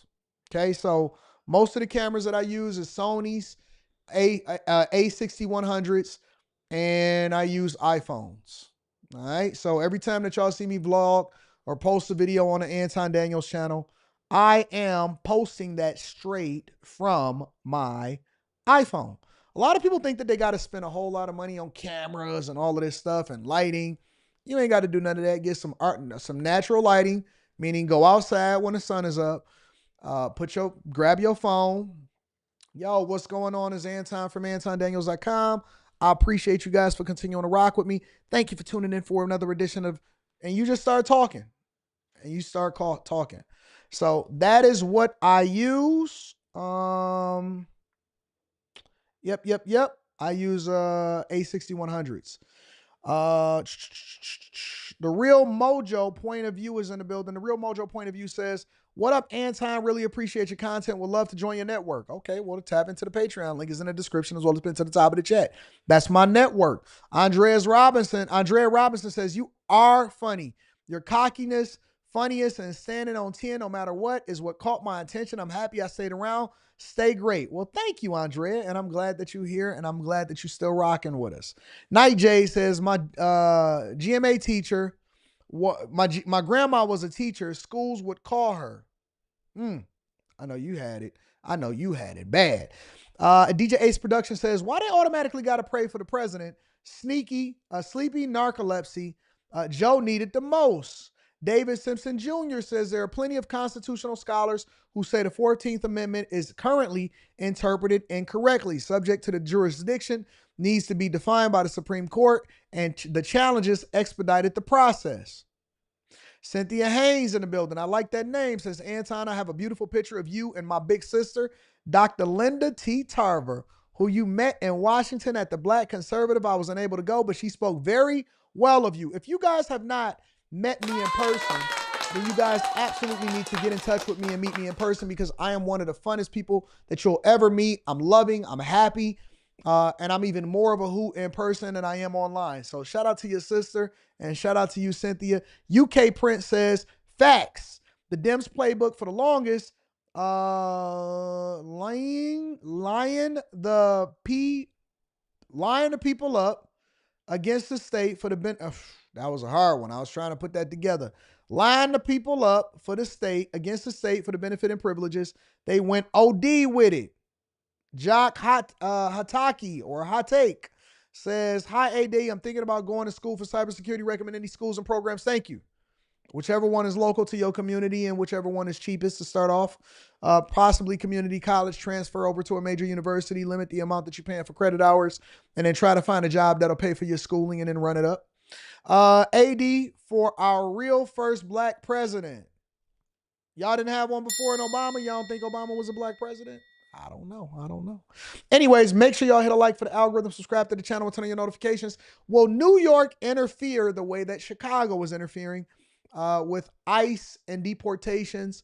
Make sure y'all hit a like for the algorithm. Let's get to it, y'all. All right, now more on the breaking news we first brought you at the top of the newscast. The Pentagon will begin deploying as many as 1,500 active duty troops to help secure the southern border in the coming days. Deportations in cities like New York Shout out could to Tam start Renee. soon. Our Jessica Formoso joins us now. And Jess, you actually sat down with the commissioner of the mayor's office of immigrant affairs. What did they have to say? Hold on. And I That's right, also I did, want to. and there's a lot of unknowns. Our local officials can't give. Also want to acknowledge our streets. Our streets in the building. Our streeter says, just sending love from the clouds. Thank you, baby. I appreciate you. Thank you for always holding me down. You always look out for me. Let's continue, man. Let's get into this show. We want to talk New York, and then we're going to go over to Eric Adams. Give us concrete answers as to what could happen in the coming days. Multiple reports say raids will start in Chicago and then New York. What we do know is the mayor is talking to ICE officials about migrants who have committed crimes. The question is, if mass deportations take place in our city, what would it look like, and does the city have a plan? On day one, I will launch the largest deportation program. Before he was sworn in, President Donald Trump was vocal about initiating the largest mass deportation in U.S. history. And in his first day in office, All illegal entry will immediately be halted, and we will begin the process of returning millions and millions of criminal aliens back to the places from which they came. while details of how and when are scarce, the commander-in-chief has said he plans to mobilize the U.S. military to enforce the operation, an operation that has many migrants on edge. No me siento seguro. I do not feel safe. I do not feel safe. Jason Gonzalez arrived in New York City from Venezuela with his wife and 3 children in October. They've been in the city's care ever since. First placed in Floyd Bennett Field, a makeshift shelter on a national park, which is federal property. Teníamos mucho temor. We were very afraid because these are federal lands where we fear that with President Trump's return to the presidency, we could witness raids here. Ain't that amazing how they know more about your laws than some of y'all do? They are familiar with what the difference is between private and federal land and how much money that they're getting. They can't speak English, but they can definitely communicate whether or not it's on federal lands and if they need to leave before Trump get here, because it being on federal land, it makes it easier for them to come and get us. They know all about what's going on with American politics, American laws, what they can and can't get away with. Ain't that funny? They know more than some of y'all do. That shelter was closed earlier this month. So what would mass deportations look like across the country? They're talking about workplace raids, family separations, strict restrictions on new immigrants, and potentially deporting, they say, 11 to 20 million people. We have more than 16 million people in the United States who don't have full rights to be here. Musafir Chisti is an attorney and senior fellow and director of the Migration Policy Institute at New York University School of Law. He believes deportations will happen. As to how many people could be deported, That remains to be seen. I think you have to take the administration on its word that there will be some kind of mass deportation. What mass is, no one knows. Laws, due process, he says, need to be followed, but the fear is real among the community. Jason worries schools and other sensitive locations may be targets. We are training our children to know what to do if something happens. It makes me very afraid that they could pick me up in the streets and never make it back home to my children. Where is home is what I'm asking. Do y'all think that we become desensitized? Those of us that are for deportation of people that are here illegally? Because, man, listen, bro, you a human being, meaning that you're an adult and you guys decided to go and have kids, and you're probably going to have more kids, and you had them in spaces where you knew it wasn't conducive to raise a kid. And now you're expecting for us, which we've already been doing as residents of the United States of America and American citizens and taxpayers, they're in your schools, taking up your resources, using your infrastructure and taking your tax dollars, educating their children. And then they probably going to try to have another one here so they can have birthright citizenship for that child and then be able to stay here in America and apply for asylum and say that we deserve to be here, and they don't even pay into the tax system. That's crazy. Absolutely crazy. We have homeless people here inside of the United States of America that we don't even care for. I see people spending more of their energy on people that's not from here than they would on their own family members. It's people that don't even care about their own family members, but they will sit here and make TikTok after TikTok after TikTok after TikTok after TikTok about what they don't like about President Trump deporting people that they don't even know. You don't even care about your own neighborhood. You don't care about your own neighbor. You don't even know your own legislators in your own city. And yet you'll sit here and make TikTok after TikTok after TikTok about President Trump to defend people you don't even know. We are placing all their documentation in their backpacks, telephone numbers, so that they are prepared. It's important not to allow panic set in. Manuel Castro is the commissioner of the mayor's office of immigrant affairs. Over the last 2.5 years, he says over 220,000 asylum seekers have arrived in New York City. Today, 51,000 remain under the city's care. That's not counting the hundreds of thousands of undocumented immigrants living for years across our city. Does the city have a plan? First thing is to make sure that our city staff at all levels is trained on our sanctuary laws and our sanctuary city policies. Now, as city employees, we need to abolish sanctuary cities. That should have been one of the executive orders, is that we no longer allow for sanctuary cities inside of the United States of America. We don't recognize it. We don't recognize sanctuary city status in the United States of America anymore. It needs to be abolished. we cannot cooperate with enforcement, but we also cannot interfere with enforcement. But what will the city do if such plan is carried out? There is only so much we can do to protect immigrants. The federal government has said you don't even protect your own citizens. They will enforce immigration law whether they receive support from cities or not. Has the mayor or yourself or anyone in the administration been able to speak to the incoming administration? Have they been able to prepare you for anything? There's so much that's still unknown. Mayor Adams, who has met with President Trump, has been vocal about deporting migrants who have committed violent crimes. People who commit these violent crimes must be addressed. And that is our conversation with ICE. For now, all Jason and his family can do is be prepared. He don't even speak English, bruh. Good God. We got to use a translator to even talk about this guy. Let's continue, y'all. Yeah, Natasha, Steve, Fox 5 News has obtained a copy of an internal NYPD memo. It's an operations order by the police commissioner. And essentially, it basically says that local police should not be assisting the feds when it comes to immigration enforcement. Y'all want to take it back? Y'all want to go throwback a little bit to how we used to do? I know we still corporate thugging.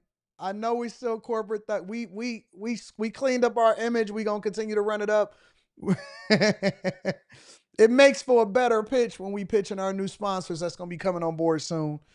But you know what we used to do. Chat, this is what we do. This is the Millionaire Derailment Show.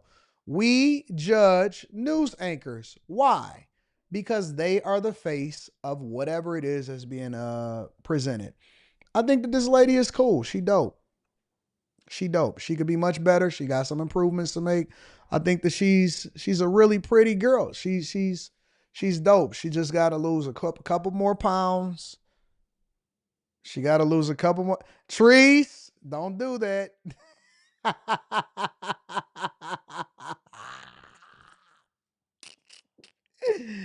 She just got to lose a couple more pounds and she'll get there. She'll get there.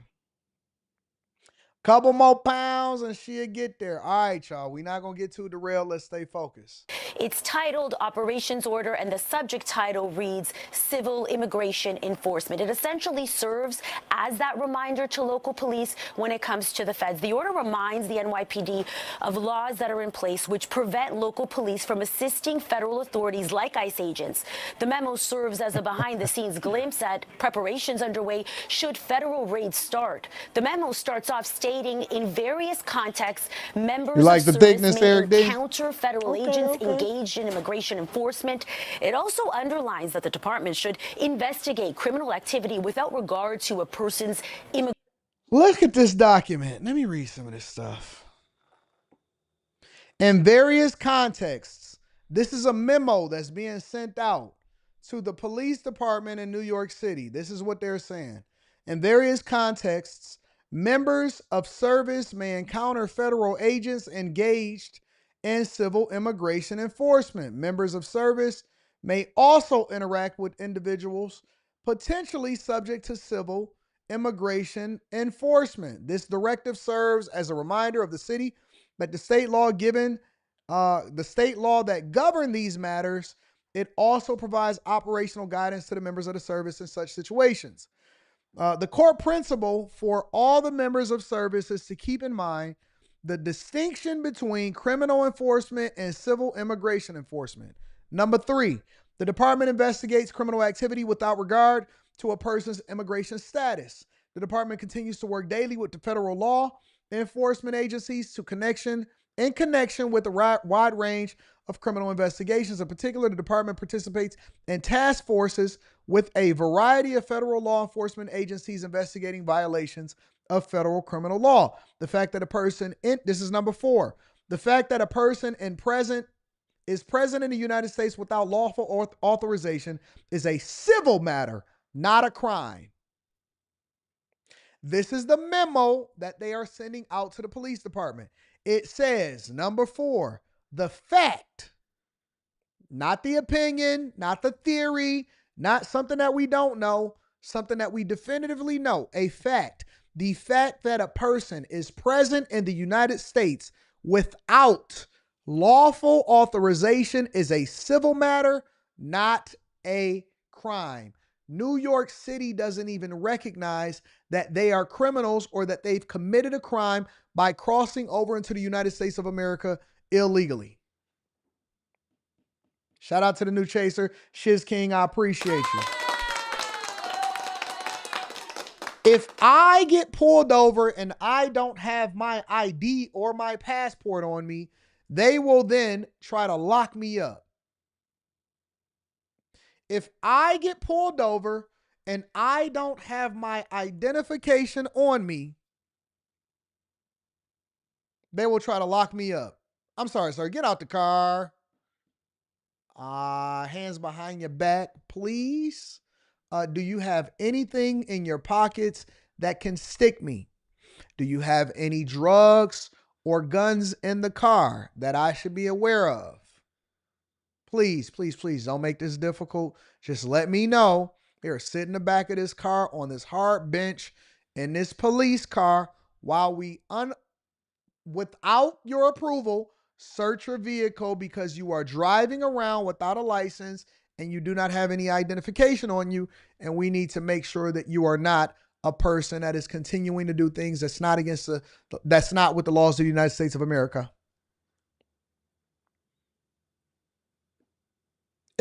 Listen, bruh, I'm trying to tell you, it's hard. It's hard out here for a pimp. You ain't know when you're trying to get that money for the rent.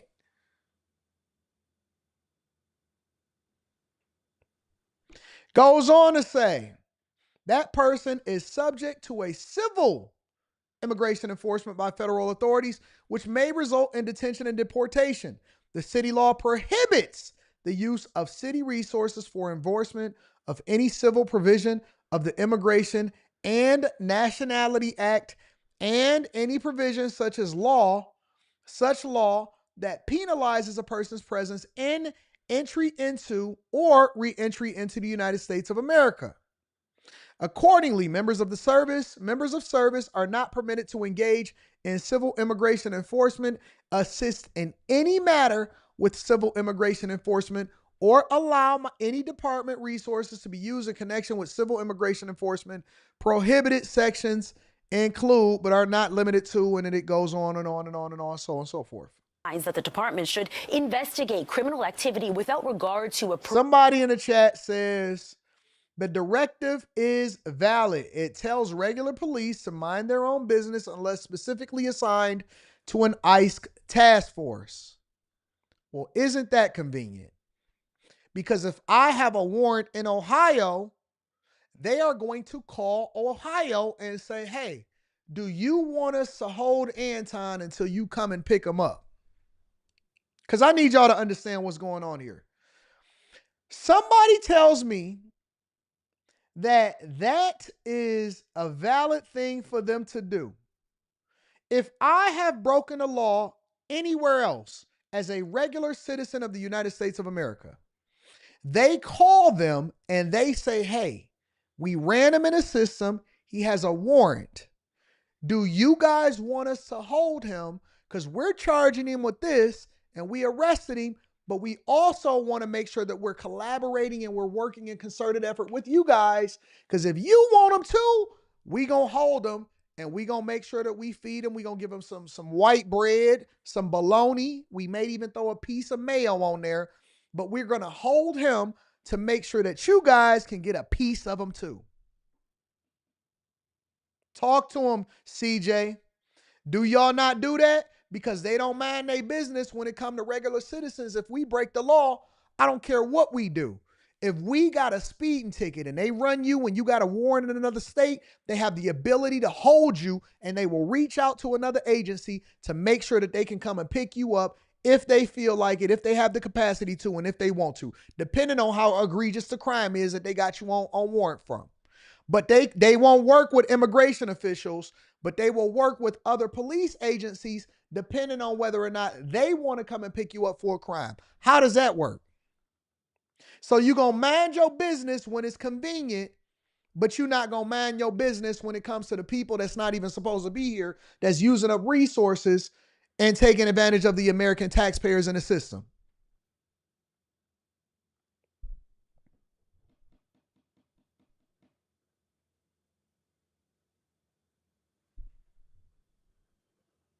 Shadow Warrior says, they extradited me from New York to South Carolina from a 2013 warrant, and I sat in Rikers Island for 3 weeks before I got to Charleston. So they could do that, but they not going to do work with ICE.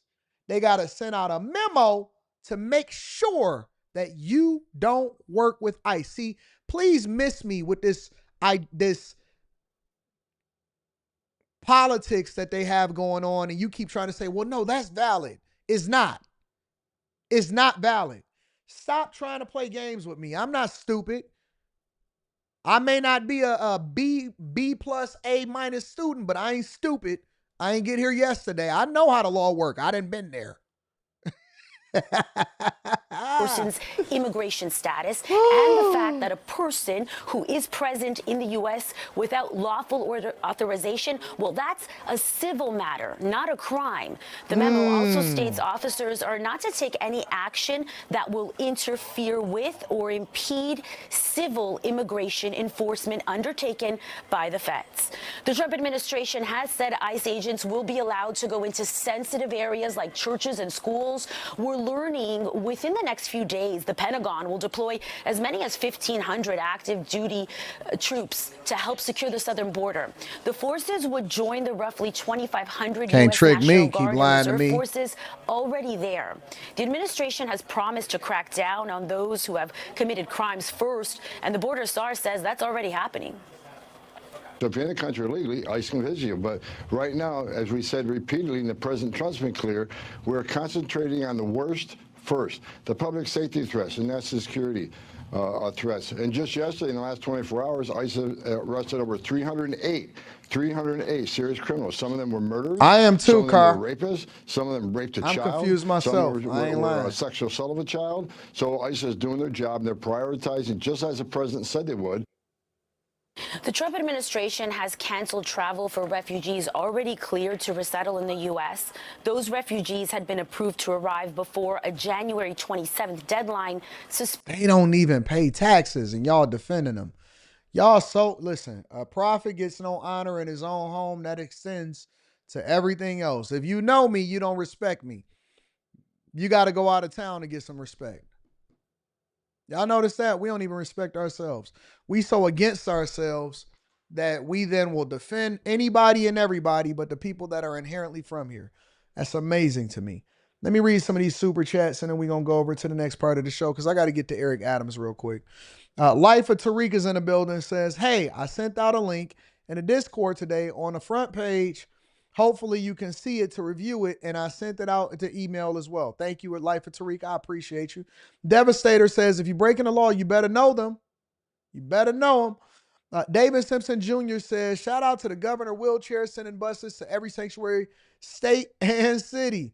Missed a lot in the building. I appreciate you, big dog. He got the money, dog. I don't ask for super chats or cash apps, but you guys always show me love. And I appreciate it. Big bro, just want to say salute to you and my fellow chasers. Thankful for the like-minded people here. People are turning on me after the election. You know what they say, die being a hero or live long enough to become a villain.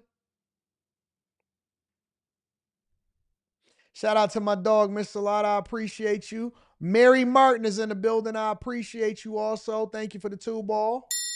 Everything counts. Everything needs to be acknowledged. Change the Narrative says, what up, though? Shout out to my fellow Detroit graduate. I know where you from. You even spelled it right.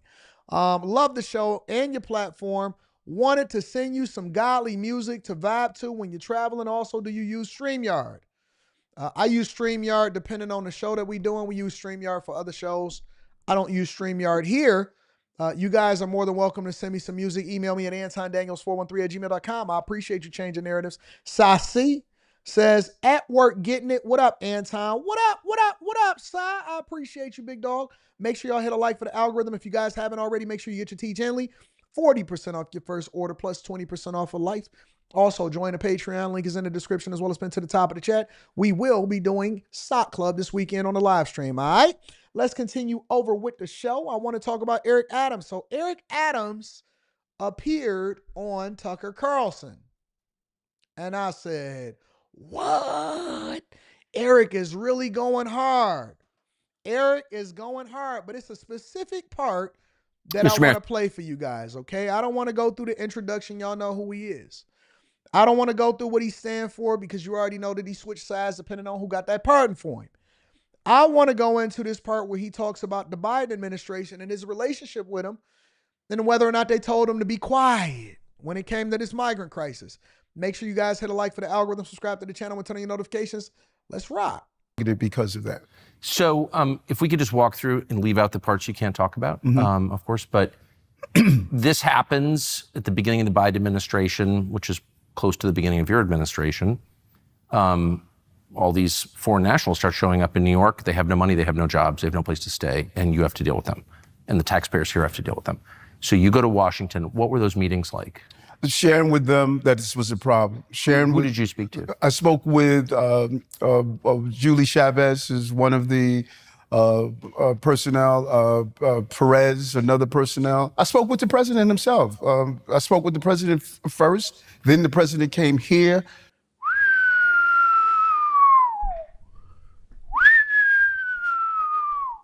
He said, I spoke with the president himself.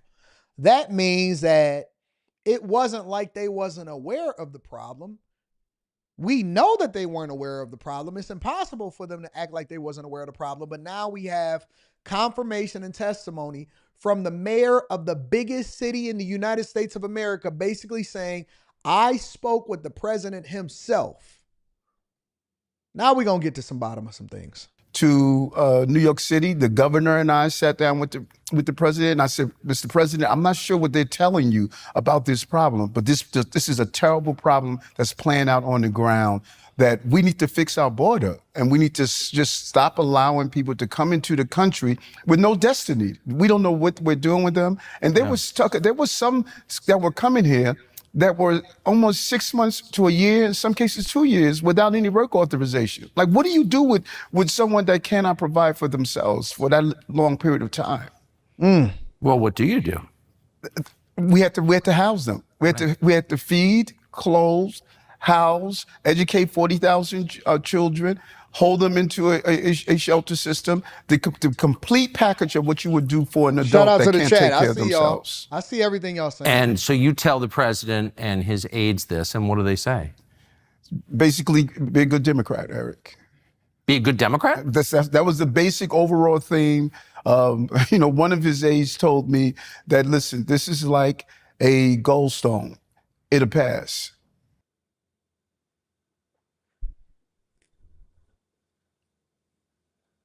Be a good boy, Eric.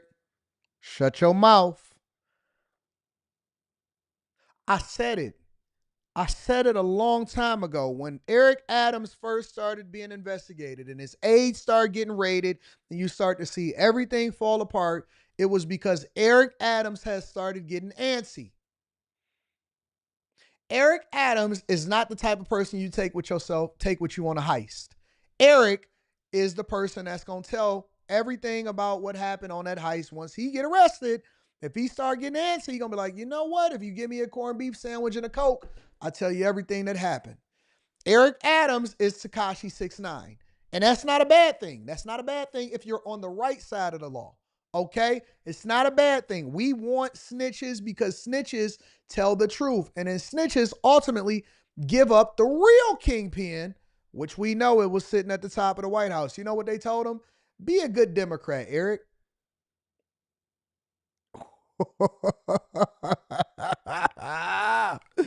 Be a good boy. Now, where Denver Mayor Mike Johnston and Karen Bass and Mayor Mohawk over there in Chicago is doing the bidding of their father. Okay? So while y'all sitting there saying that, oh no, we vote Democrat, we holding it down, we taking care of business. Who the real slave masters? Who's the ones that's really on the plantation now? We gonna get to Eric Adams. Trust me, I'm gonna play this interview and I'm gonna break this segment down. Who's the ones that's really on the plantation?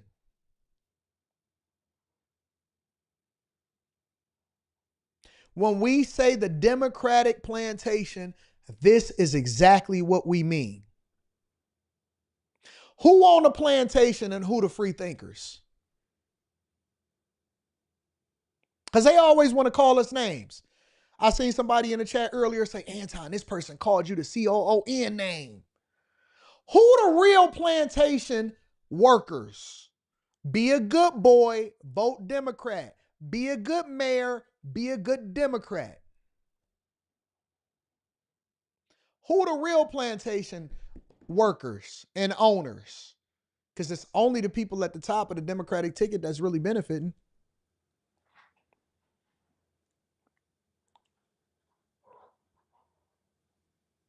Eric just said it. Let me play it again for y'all in the back. What do they say? Basically, be a good Democrat, Eric. Be a good Democrat? That was the basic overall theme. One of his aides told me that, listen, this is like a goldstone. It'll pass.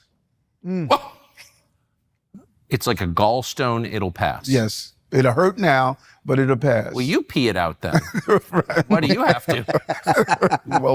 well said. And then, what many people didn't understand, because people believe that, okay, you're down 170,000. Eric, you're going to have to hold this L, big dog. Eric D.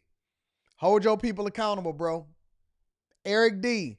Hold your people accountable. I want you to come to the front of the congregation, and now I want you to finally admit that this is not a farce. This is not a coup. This is something that's real. That they have been plotting for a long time, and they thought that we wasn't going to bring it to the front of the congregation during this national election, and they thought that they could just skirt past it and it wouldn't play again. It wouldn't be a big deal. But we yelled at the top of the mountain and we flipped every single swing state red, and now they mad about it. Be a good boy, Eric. Be a good boy. Brandon Johnson's still playing the game. We were able to cycle out of our care. We still have about 52,000 that are in our care. And they said, well, okay, the damage is behind you. That is not true. We took $6.5 billion out of paying for chronically absent students. We could have paid $200 million for. We could have paid for housing, older adults. The long-term impact of what's happening to New York, Chicago, Denver, Los Angeles, Houston, the long-term impact has yet to materialize of what this crisis has done to our cities.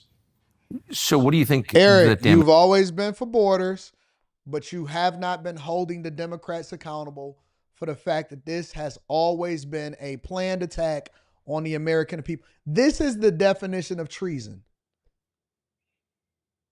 This should warrant 100 charges, and in the words of Umar Johnson, 2,000 lashes against everybody at the top of the Democratic ticket. Everybody should be outraged after this interview. Damage looks like long term? It's a combination of things. We're facing, after COVID, we're dealing with a severe mental health issue. Throughout the entire country. But specifically here in New York, we have a substantial number of chronically absent young people who were just traumatized from COVID and other things. And they just stopped coming to school. If I had $200 million that I can go out and go find those young people and place them back on the correct course, I'm preventing the long-term problem. If you don't educate, you're going to incarcerate. That's the common denominator in all of our prisons, the lack of education. I could have put hundreds of millions of dollars in what I'm doing around dyslexia screening and other learning disabilities. So those $6.5 million that I didn't put into housing, I did not put into senior care. We're getting ready to excuse medical debt for New Yorkers that are dealing with severe medical debt. All of these dollars could have gone into dealing with the long-term fixes that we were. And guess where it went to? Making sure that you housed criminals so that they can go and beat up the police officers in New York and set people on fire on trains. Crazy. Projecting to correct. And did you tell the White House that? Over and over again, the impact of what these and they dollars. Didn't seem to care at all. It appears to me that there was a bigger focus on the national election and not what it was doing to the cities. And we started to build a coalition of other mayors, because when I was standing alone talking about this, it appears as though that, well, Eric, why are you complaining and no one else is complaining? And then other mayors started to see what was happening in their cities. And I started meeting with the mayor of Chicago and Denver and other mayors. He's singing like a bird. He's singing like a bird. I's free now. I's free now. I can say as what I want to say. Because Biden ain't it all. Notice how this happened directly right after Trump got anointed or inaugurated in the office, got sworn into office. This interview was not going to happen while Biden was in office. Absolutely not. Eric Adams, he a lot of things, but he ain't that dumb. He a lot of things, but he ain't that dumb. This would never happen while Biden was in office at all. Notice how Biden didn't extend a pre-pardon to Eric Adams. He gave it to Dr. Fauci. He gave it to Liz Cheney. He gave it to Hunter Biden. He gave it to Milley. He didn't give no pre-pardon to Eric Adams. He was like, you gonna go ahead and take this L, dog, because you didn't play nice. Said we have to be uniform around this issue. It sounds like they treated you with contempt. Again, I think they used the terminology, you were not being a good Democrat. I think that was their philosophy, that I was supposed to silently watch what happens to this city. And I love this city. This is a city that I gave my life to protect. And I was watching the erosion. We were getting almost 8,000 migrants and asylum seekers a week, 16,000 every 2 weeks. And we were being compelled by the Legal Aid Society to find them housing within a short period of time until we had to go back to court and fight that this humanitarian crisis is not what is normally someone has the right to have shelter within the city.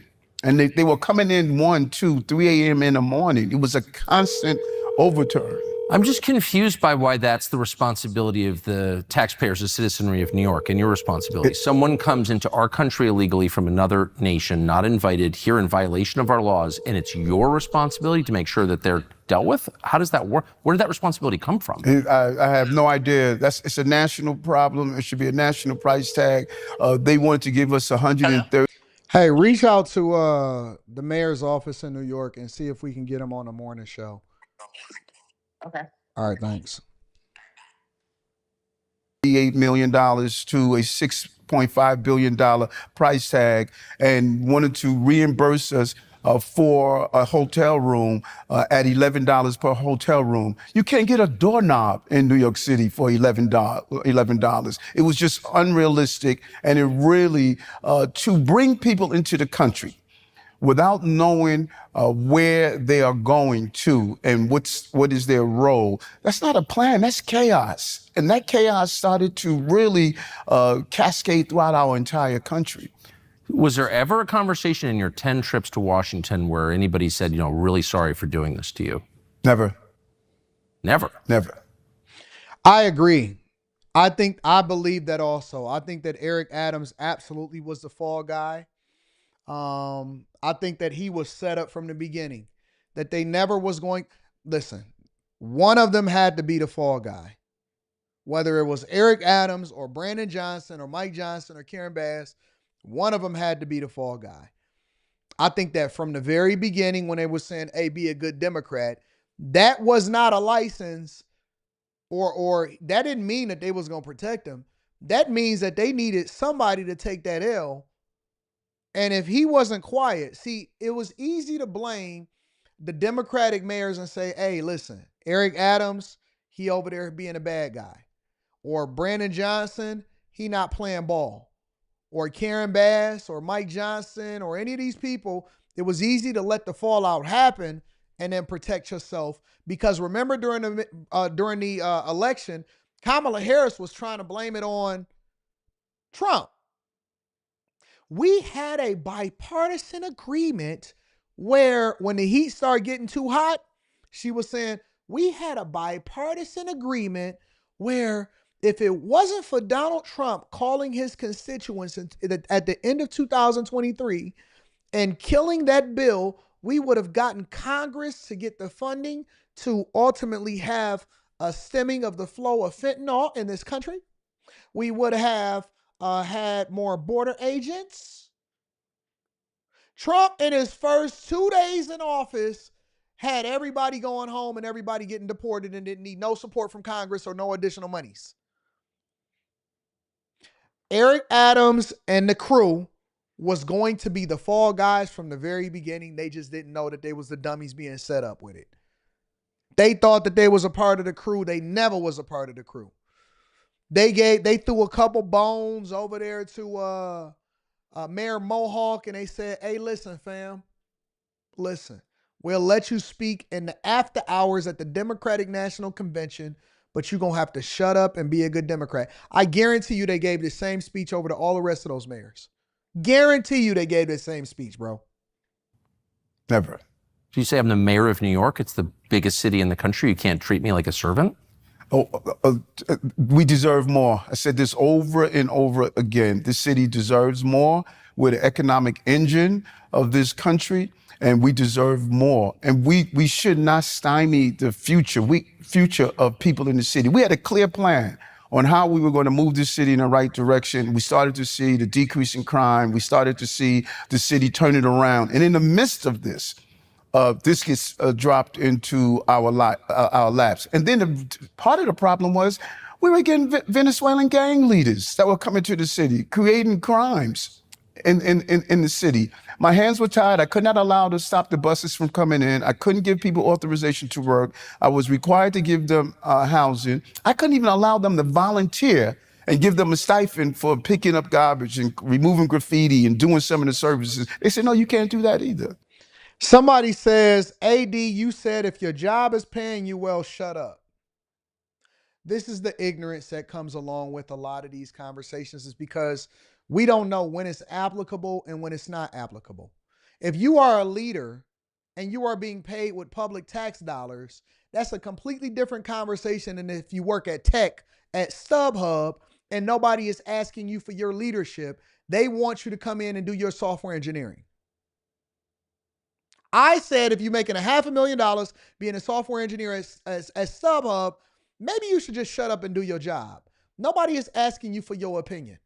When you are the leader and you're managing budgets and you're determining whether or not funding is going to the schools and the kids or infrastructure or police officers, or whether or not we're going to be paying for migrants, I think that that's a completely different conversation.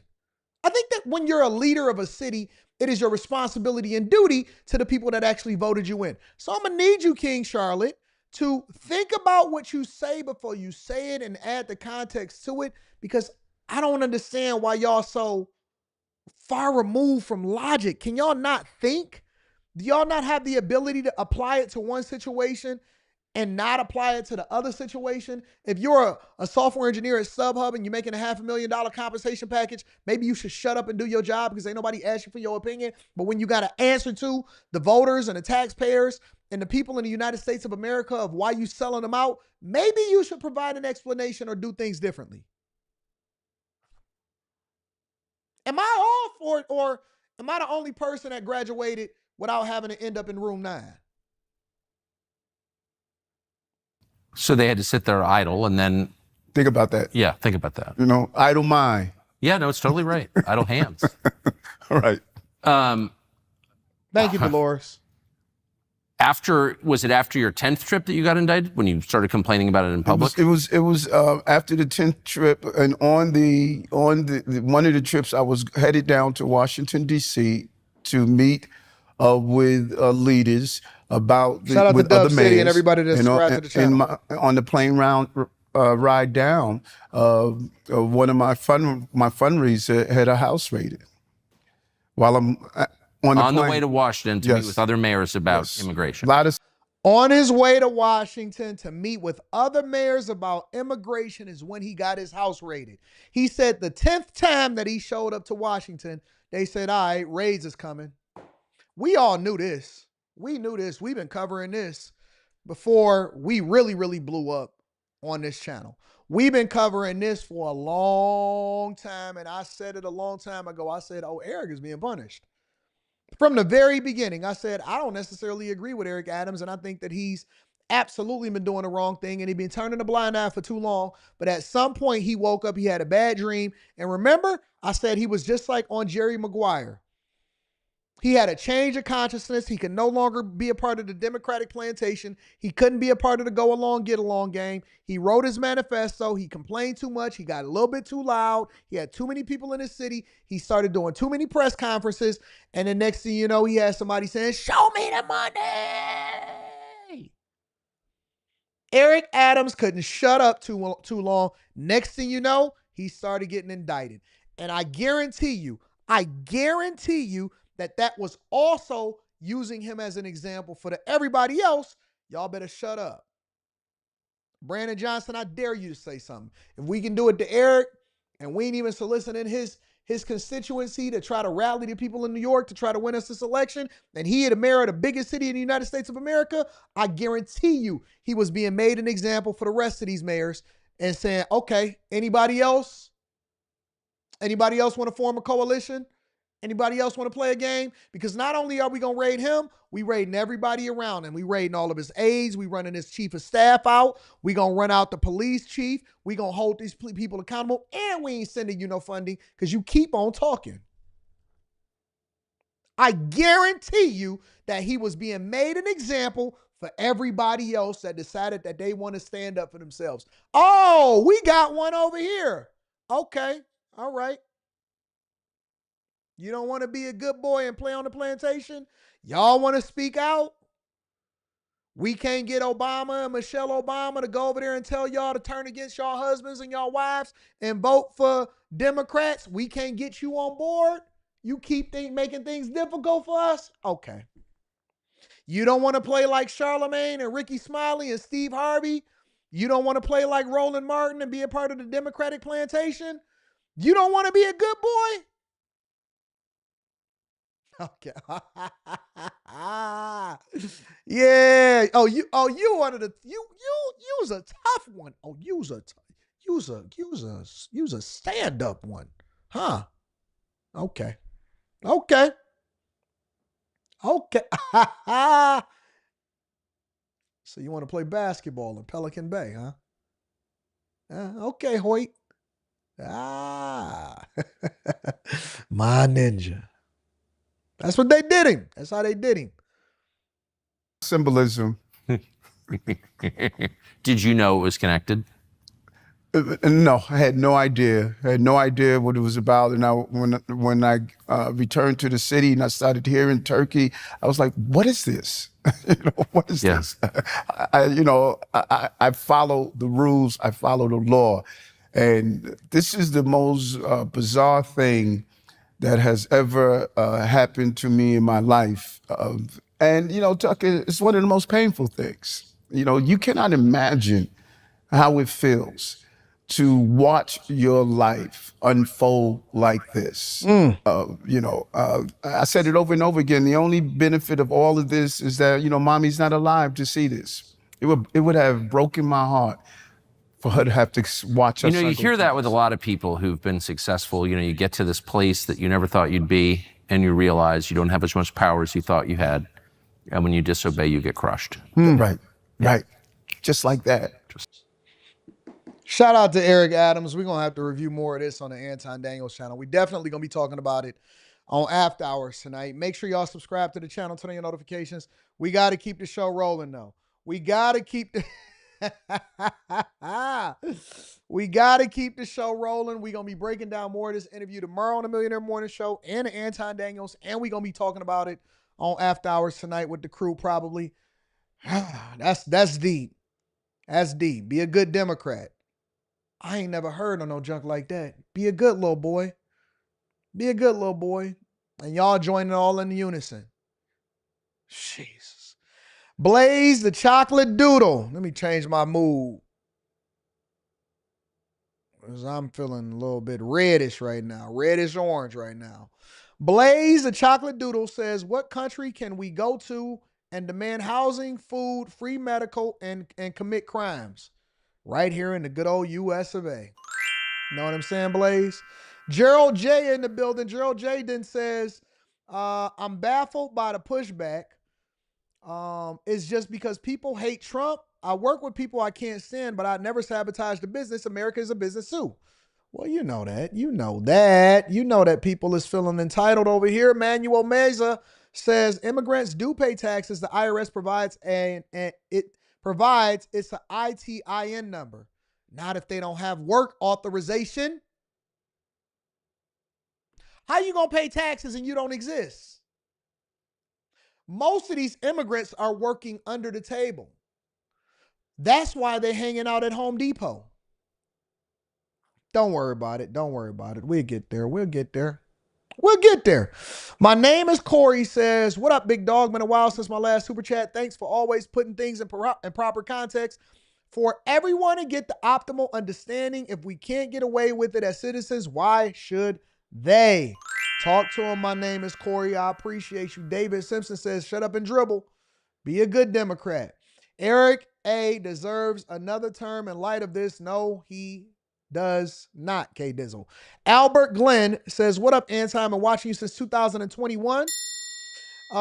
Keep elevating and listening while working 2 remote jobs. Getting to the bag. Mayor Adams is full of it.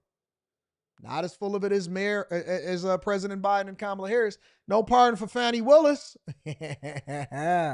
Sivlap says, Eric Adams was made an example of so that other mayors would fall in line. They didn't want that heat. That's a fact. I appreciate you. I'm Twan 2 says Eric Adams is snitching like Nino Brown right now. And good for him. RK Arnie Gordon says, Mayor Adams proclaimed NY as a sanctuary city and invited these problems. Now it's not his fault. I think it's a lot of people's fault, but it's more or less the fault of the people at the top. Remember, responsibility goes up, not down. EA was like, I love black people. Red Star 7311 is in the building, says, Brandon Mohawk Johnson is the bizarro version of Blade. He has no power. He's a vampire that walks in the daylight. Dems weaponized the mayors. They did. Rome D says Biden gave no pardons to any black liberals. Ha! Eric Adams has crypto FU money. Now, that could also be why he's fed up with his party. Make sure y'all hit a like for the algorithm, subscribe to the channel, and turn on your notifications. I appreciate y'all for continuing to hold me down. Let's get into the final portion of the show. It has been a good one today. It's been a heck of a show. Let's talk about going back to work and complaints about DEI, diversity, equity, and inclusion, and RTO returning to the office for federal workers.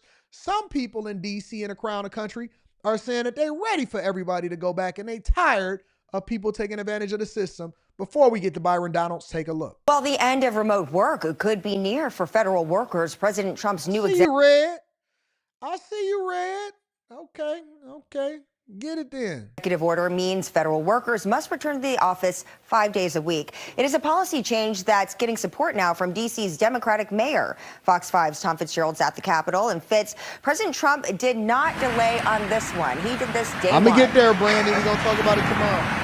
Yeah, he certainly did, Angie, and expect that this is just going to be the first step in the president's efforts to remake the federal workforce, cut through bureaucracy, and instill more what he says is efficiency. Now, remember, work from home began during the first Trump administration. Back then, COVID-19 led to precautions and shutdowns, but the federal health emergency has been over since May 2023, but yet many federal workers still work from home. A recent Senate report found that only 6% of federal workers work a 5-day full-time basis, and nearly 1/3 of the entire federal workforce still works from home.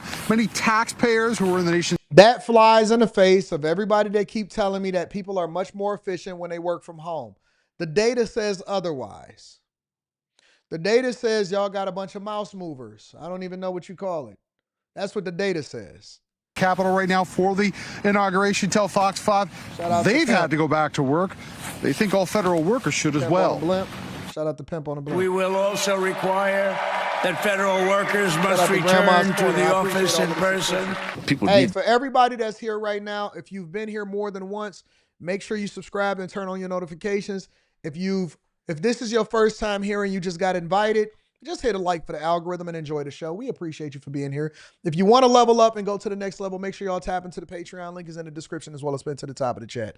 Let's run it up. Do need to go back to work, in my opinion, because everything's over now. I don't necessarily think it's I think it's a political stunt. Imagine how much money it's taking to actually run those buildings. No one's working there.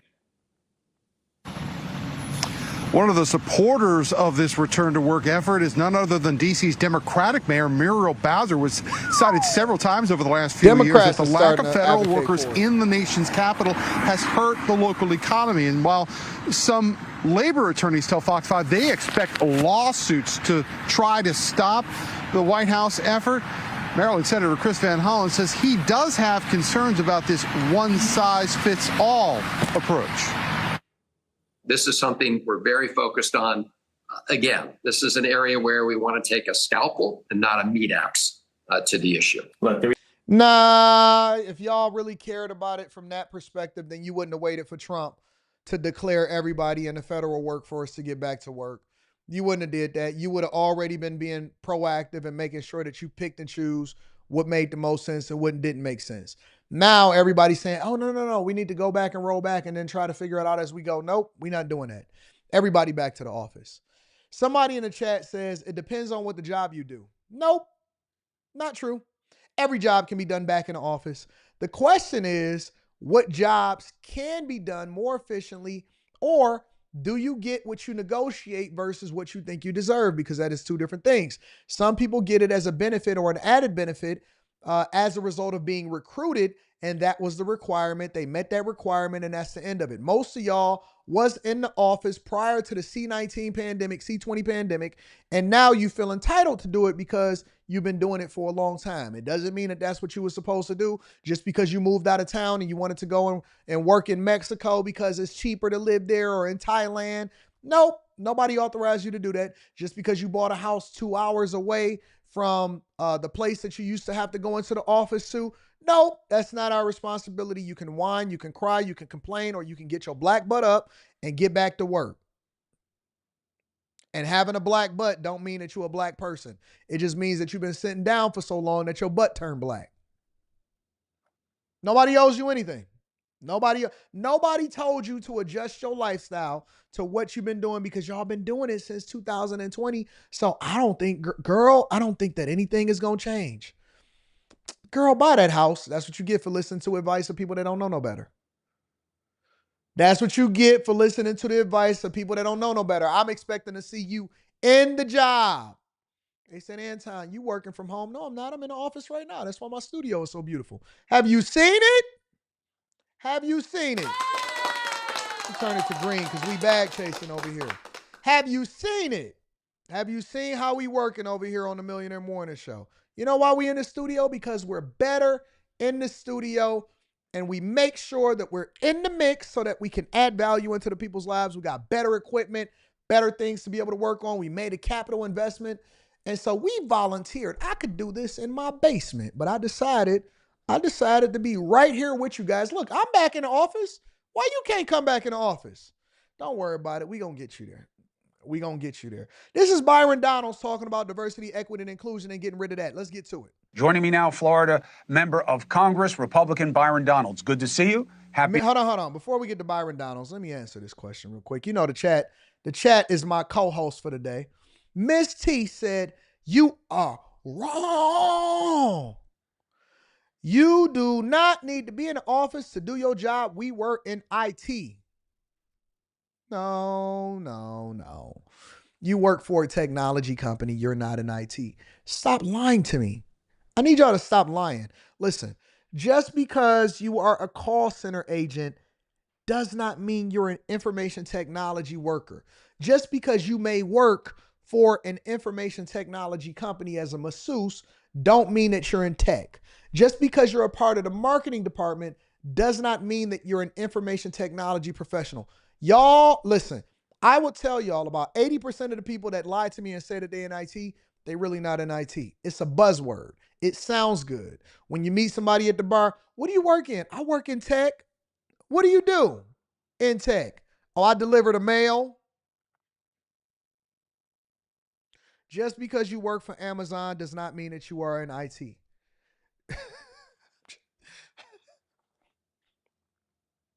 I'm going to need you to do your job. Get up. Stop being frumpy. I know your clothes don't fit no more. Get your big head to work. Brush your teeth. Get up early. Start your car. And get to work.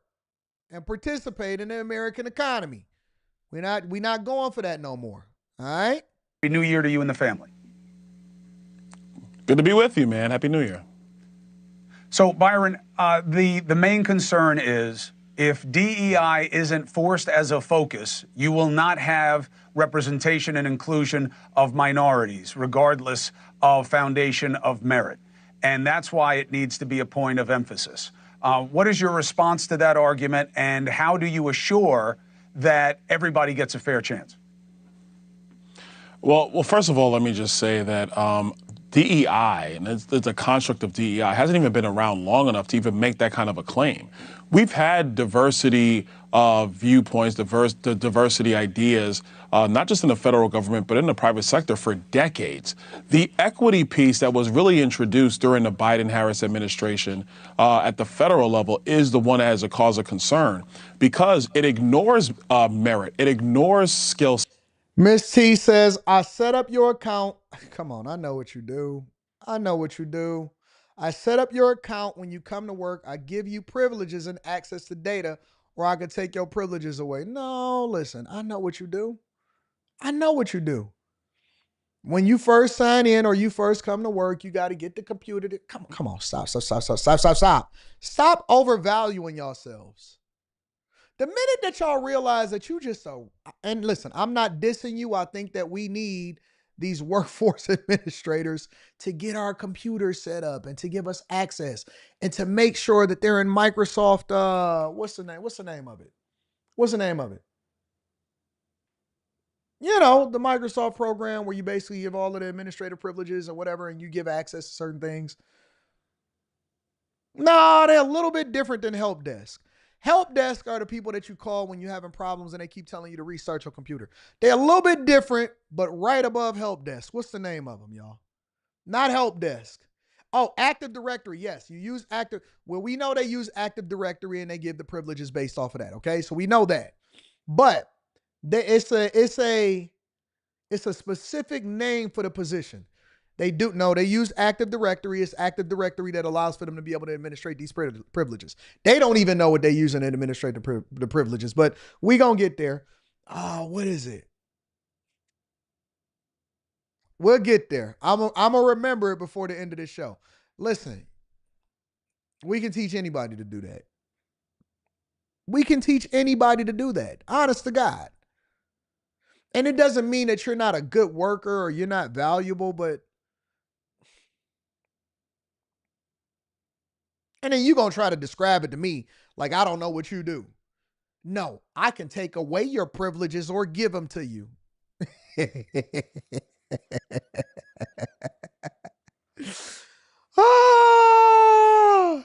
No, I could take away your privileges and give them to you. Remind me, this reminds me of the person that they put me on the phone with yesterday when I was on the live. And I was trying to get my electric switched over because they had been overbilling me and they still have been billing me from a place that I used to stay at. And she was getting sassy with me on the phone like, Susan, stop. Stop, Susan. Enterprise Help Desk, is that what it is? I started with prayer today. That's why I'm holding y'all accountable. Stop acting like we need you. Let's get in with the show. Diversity, equity, and inclusion, y'all. Sets. It ignores the ability to actually do the job and puts your demographic criteria at the front of the line before your actual qualification. Yeah, she's part of the onboarding team. She's part of the onboarding team. Yep, onboarding. Making sure that you got all of your administrative privileges, that you can sign in, that you have access to the standards of, oh, no. I need some other programs where we're going to have to get certain permissions and we got to get permission from your supervisor to be able to give you additional Adobe privileges for Photoshop and Illustrator. And so give me a couple days and I'll get that request in for you. You're part of the onboarding team. You're part of the onboarding team. That's it. Shout out to the onboarding team. Y'all do great work. Let's continue, man. Look, I think at the end of the day, everybody wants to make sure that people who are getting jobs are qualified to do them. That is most important. But you can't put just diversity for diversity's sake ahead of qualifications. It's not 1972. It's 2025. We're in a different phase in the United States of America. And so I would argue that, yes, meritocracy does matter, whether you're black, white, Hispanic, Asian, whatever the case might be. You have to have the skill set, you have to have the merit in order to acquire these jobs. Your diversity or your intersectionality cannot be the driving force because that does discriminate against other people who might be more qualified for that job. And what about people of color who are qualified but don't get the opportunities that people who are in the majority get because of the inclination of employers and legacy and other acceptance mechanisms? Well, let's just dissect that for a second. There's always going to be a legacy bias because the truth of the matter is that people who have legacy or have different connections, they're going to provide those connections to their children. That's just a fact of life. That's not a white thing. That's a parent thing. Every parent does that regardless of their skin color. You could look in the NBA right now where you have a lot of prospects moving up who are now the children of former NBA players. Why is that? Because their parents, their fathers actually went through the NBA process, whether they were superstars like LeBron James or not superstars, but they were able to use their connections to help their children achieve a better path forward in professional sports. That's called nepotism. He's breaking it down beautifully. Happens in every industry in our country. So put legacy aside. The key piece is if you have the talent and the ability to actually walk in the door and earn a position, yes, you sometimes have to work your way up from the bottom. I started my career in 2003 out of college. Black kid in Southwest Florida, had no connections. I started at the bottom. I worked my way up. This is how it is supposed to work. But if you just supercharge somebody past the initial starting blocks, do they have the requisite skill to get there? And do they have the requisite experience to stay there? That's where some of the DEI stuff that has come out. And again, this is very recent. Like I said, diversity has been a staple of corporate America for decades. That's something that's been there. That's right. But the equity component, trying to move somebody ahead of the line simply because of their intersectionality, actually does not work. It is discriminatory. And if you don't believe me, ask Harvard how that's worked out, where they were sued in federal court for using an equity lens and ignoring the merit that was achieved by Asian American students. He's absolutely right.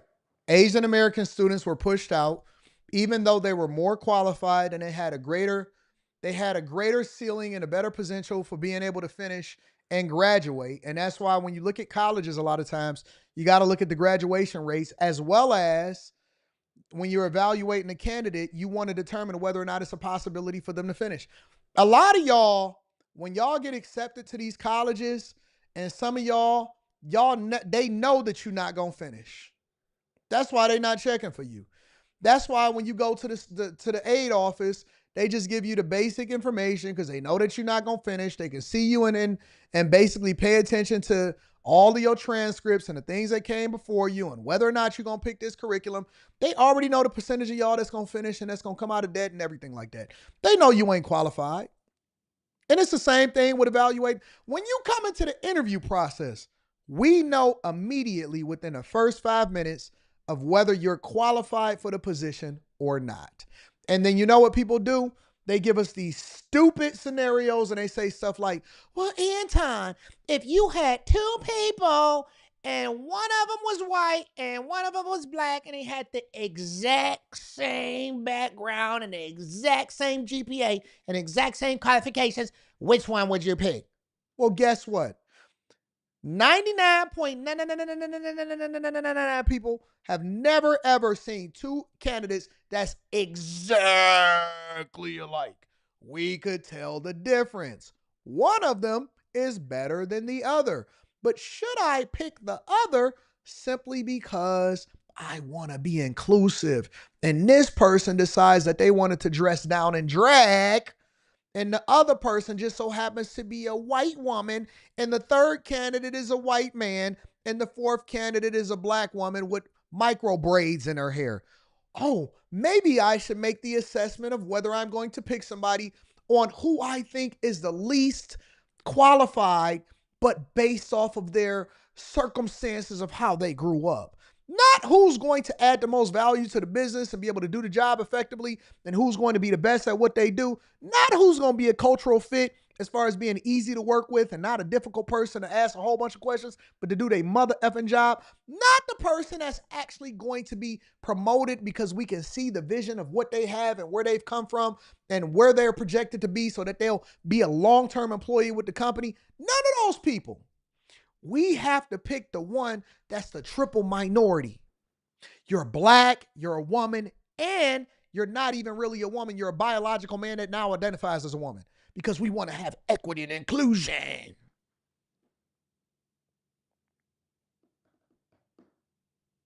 Somebody said what's wrong with micro braids. Ain't nothing wrong with micro braids. It's just that's the thing that most black women get when they want to when they want to do their hair, but they don't really want to do their hair for a long time. So they get braids so that it can keep their head.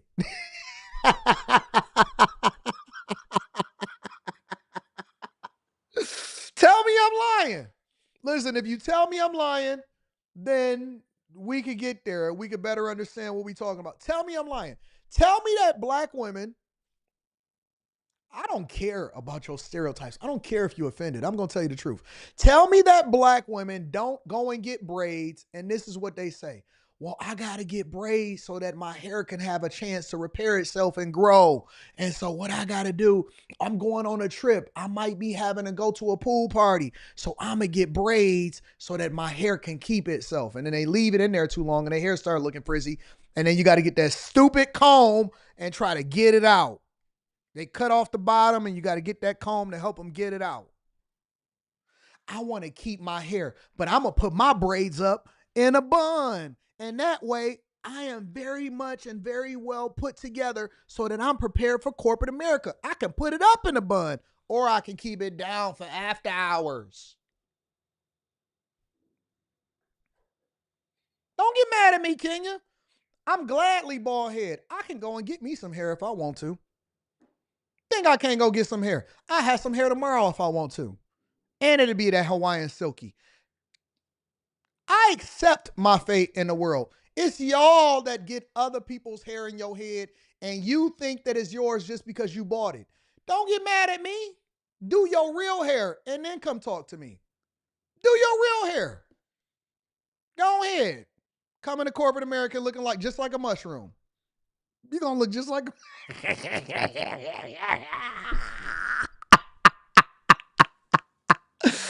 I accept my fate. You know what I do? I make sure that my beard is tight. Yep, I make sure my beard is tight. I'm cool. I accept the fate that God has given me. I accept, and so I take care of what he did give me. He gave me a phenomenal beard, and so that's the thing that I deal with. Now you start using your natural self and watch you look like a whole nother person. Like my dog 2K said, you're going to be locked out of your iPhone.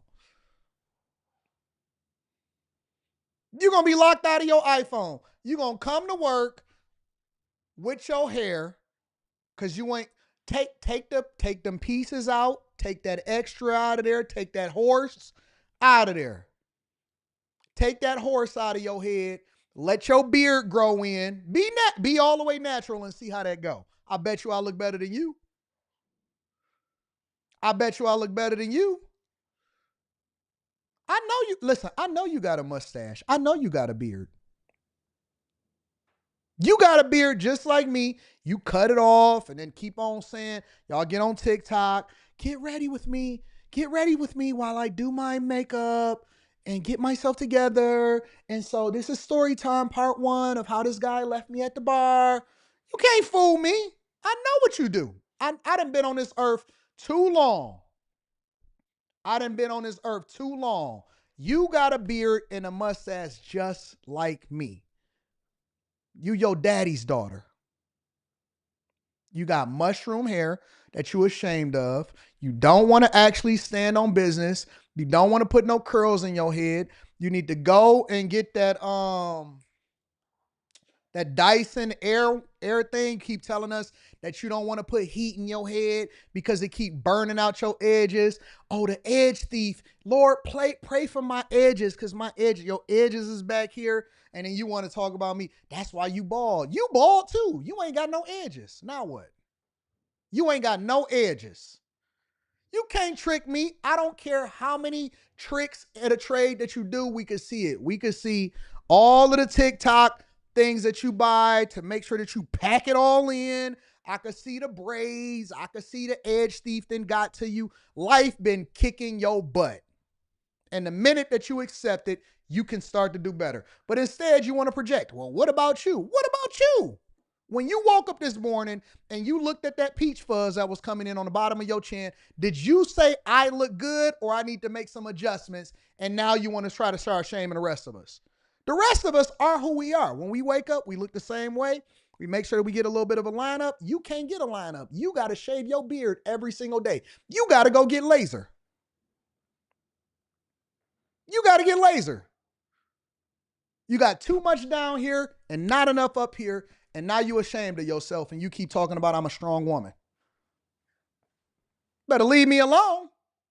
Better leave me alone. Don't let this suit jacket and this AD shirt fool you. I'm still me.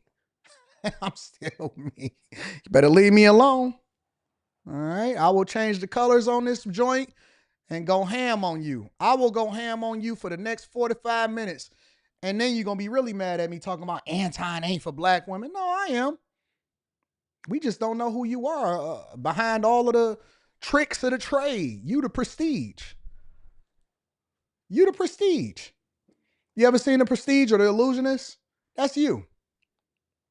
We don't know who you are. We don't know who you are. That's all I'm saying. Anyways, let's go ahead and read some of these super chats.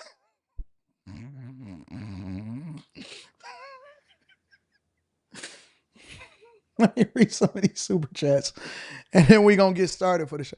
I'm about to go skating. Promise to God, I'm about to go. I got my skates right there.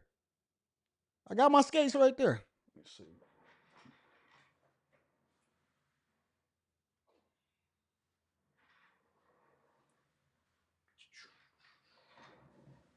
Got my skates right here. About to go skating. I got to wipe these joints off. They still got dust on it. They was working in here. Don't worry about it. We'll get there. Anyways, let me read some of these super chats, and then we're going to go ahead and get started or get ready for after hours tonight and get it popping.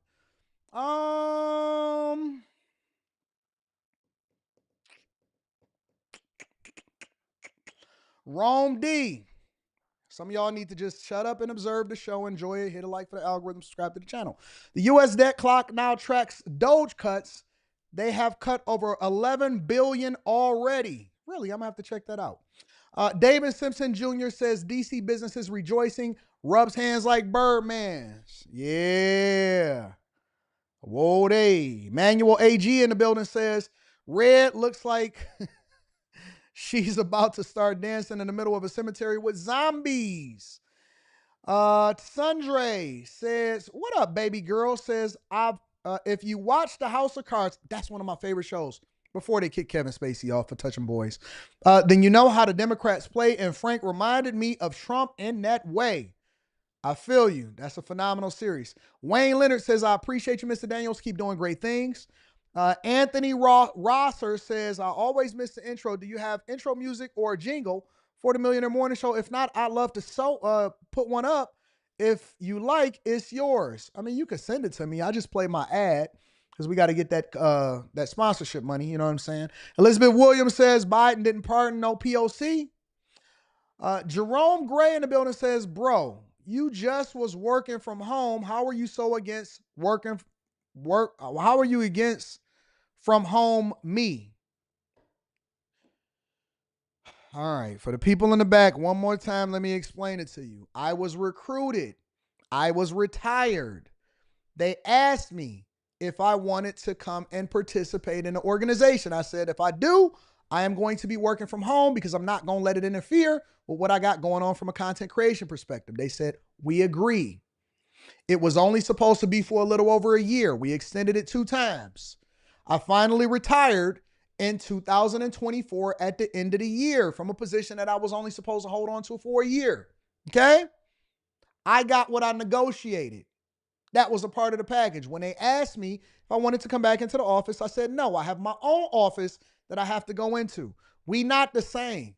Stop comparing me to you. Stop comparing me to you. We not the same. All right, Rome? Okay, baby? J Ben says, Wrench Club is IT. We time out and block from work. Facts. Talk about it. Gerald Davis is in the building, says, aloha, Anton, IT security manager in the Fed side. By having everyone will also cause personnel that are stagnant to retire and more and more efficient. Whiskey Pierre Luis says, Anton, shalom, is Levite Apparel my real? Talk to him. I like that. Look how much more distinguished you are. Look at that. Now we can actually put a name to the people. Scooby Don says, shout out to us milk duds, but our beards connect. Facts. And my head is smooth. Smooth as a baby's bottom. I'm aerodynamic, boy. Unc and Prez Trump could talk for hours just based off someone getting out of line. The weave, as Trump calls it. Talk to him. That's a crash out if I ever saw one. Shout out to Manuel AG. I appreciate you, big dog. See, I don't even know what y'all name is no more. I'm just going by the new you, not the old you. Moses says, 80, they saying Millionaire Massacre show. I don't know nothing about that. I'm just having a good time. Do we need an exit prayer now? No, Janice. This is what God wanted us to talk about today. Boot Boy Nana says, tell me I did not find a video of you getting hit on by Fleece Johnson. I legit couldn't believe it. It was you, Unc. Keep up the good work. Yes, he did hit up on me. And that video has probably made me about $40,000. So I'm going to leave it up while everybody else is getting offended at what happens to him in prison. I don't plan on ever going to prison, so I'm going to continue to run up that bag because that video has generated so much revenue. I will tell you that Fleece Johnson video, that series of videos, probably netted me well over $40,000 now. One of the best decisions I've ever made in my entire life. Anyways, let me make sure that we don't have anything else that we need to address before we get up out of here for the day. It has been a phenomenal day. Thank you to everybody that has held me down. I appreciate you. Thank you, Maria. Says lots of them, a lot of Dems got rich from the open border. Appreciate you, Maria. Thank you, baby. Anyways, I appreciate y'all. I love y'all. Yeah, Fleece is from Kentucky, I believe. Shout out to Fleece Johnson. I got to do a part 2 interview. Let me put that on my agenda. I'm going to do another part 2 of Fleece Johnson and see where we go with that. Anyways, I love y'all. I appreciate y'all. Y'all are the greatest audience on earth. Y'all can check out Molly tonight on After Hours along with the rest of my friends. I love y'all. I appreciate y'all. I'm going to holler at y'all tomorrow. Stay focused. Have some peace in your spirit. Get your edge thief on. And stay off the weave, says Me University. I don't even mind if y'all getting weave. Y'all just better stop talking about me and leave me alone. I'm going to holler at y'all later. Peace.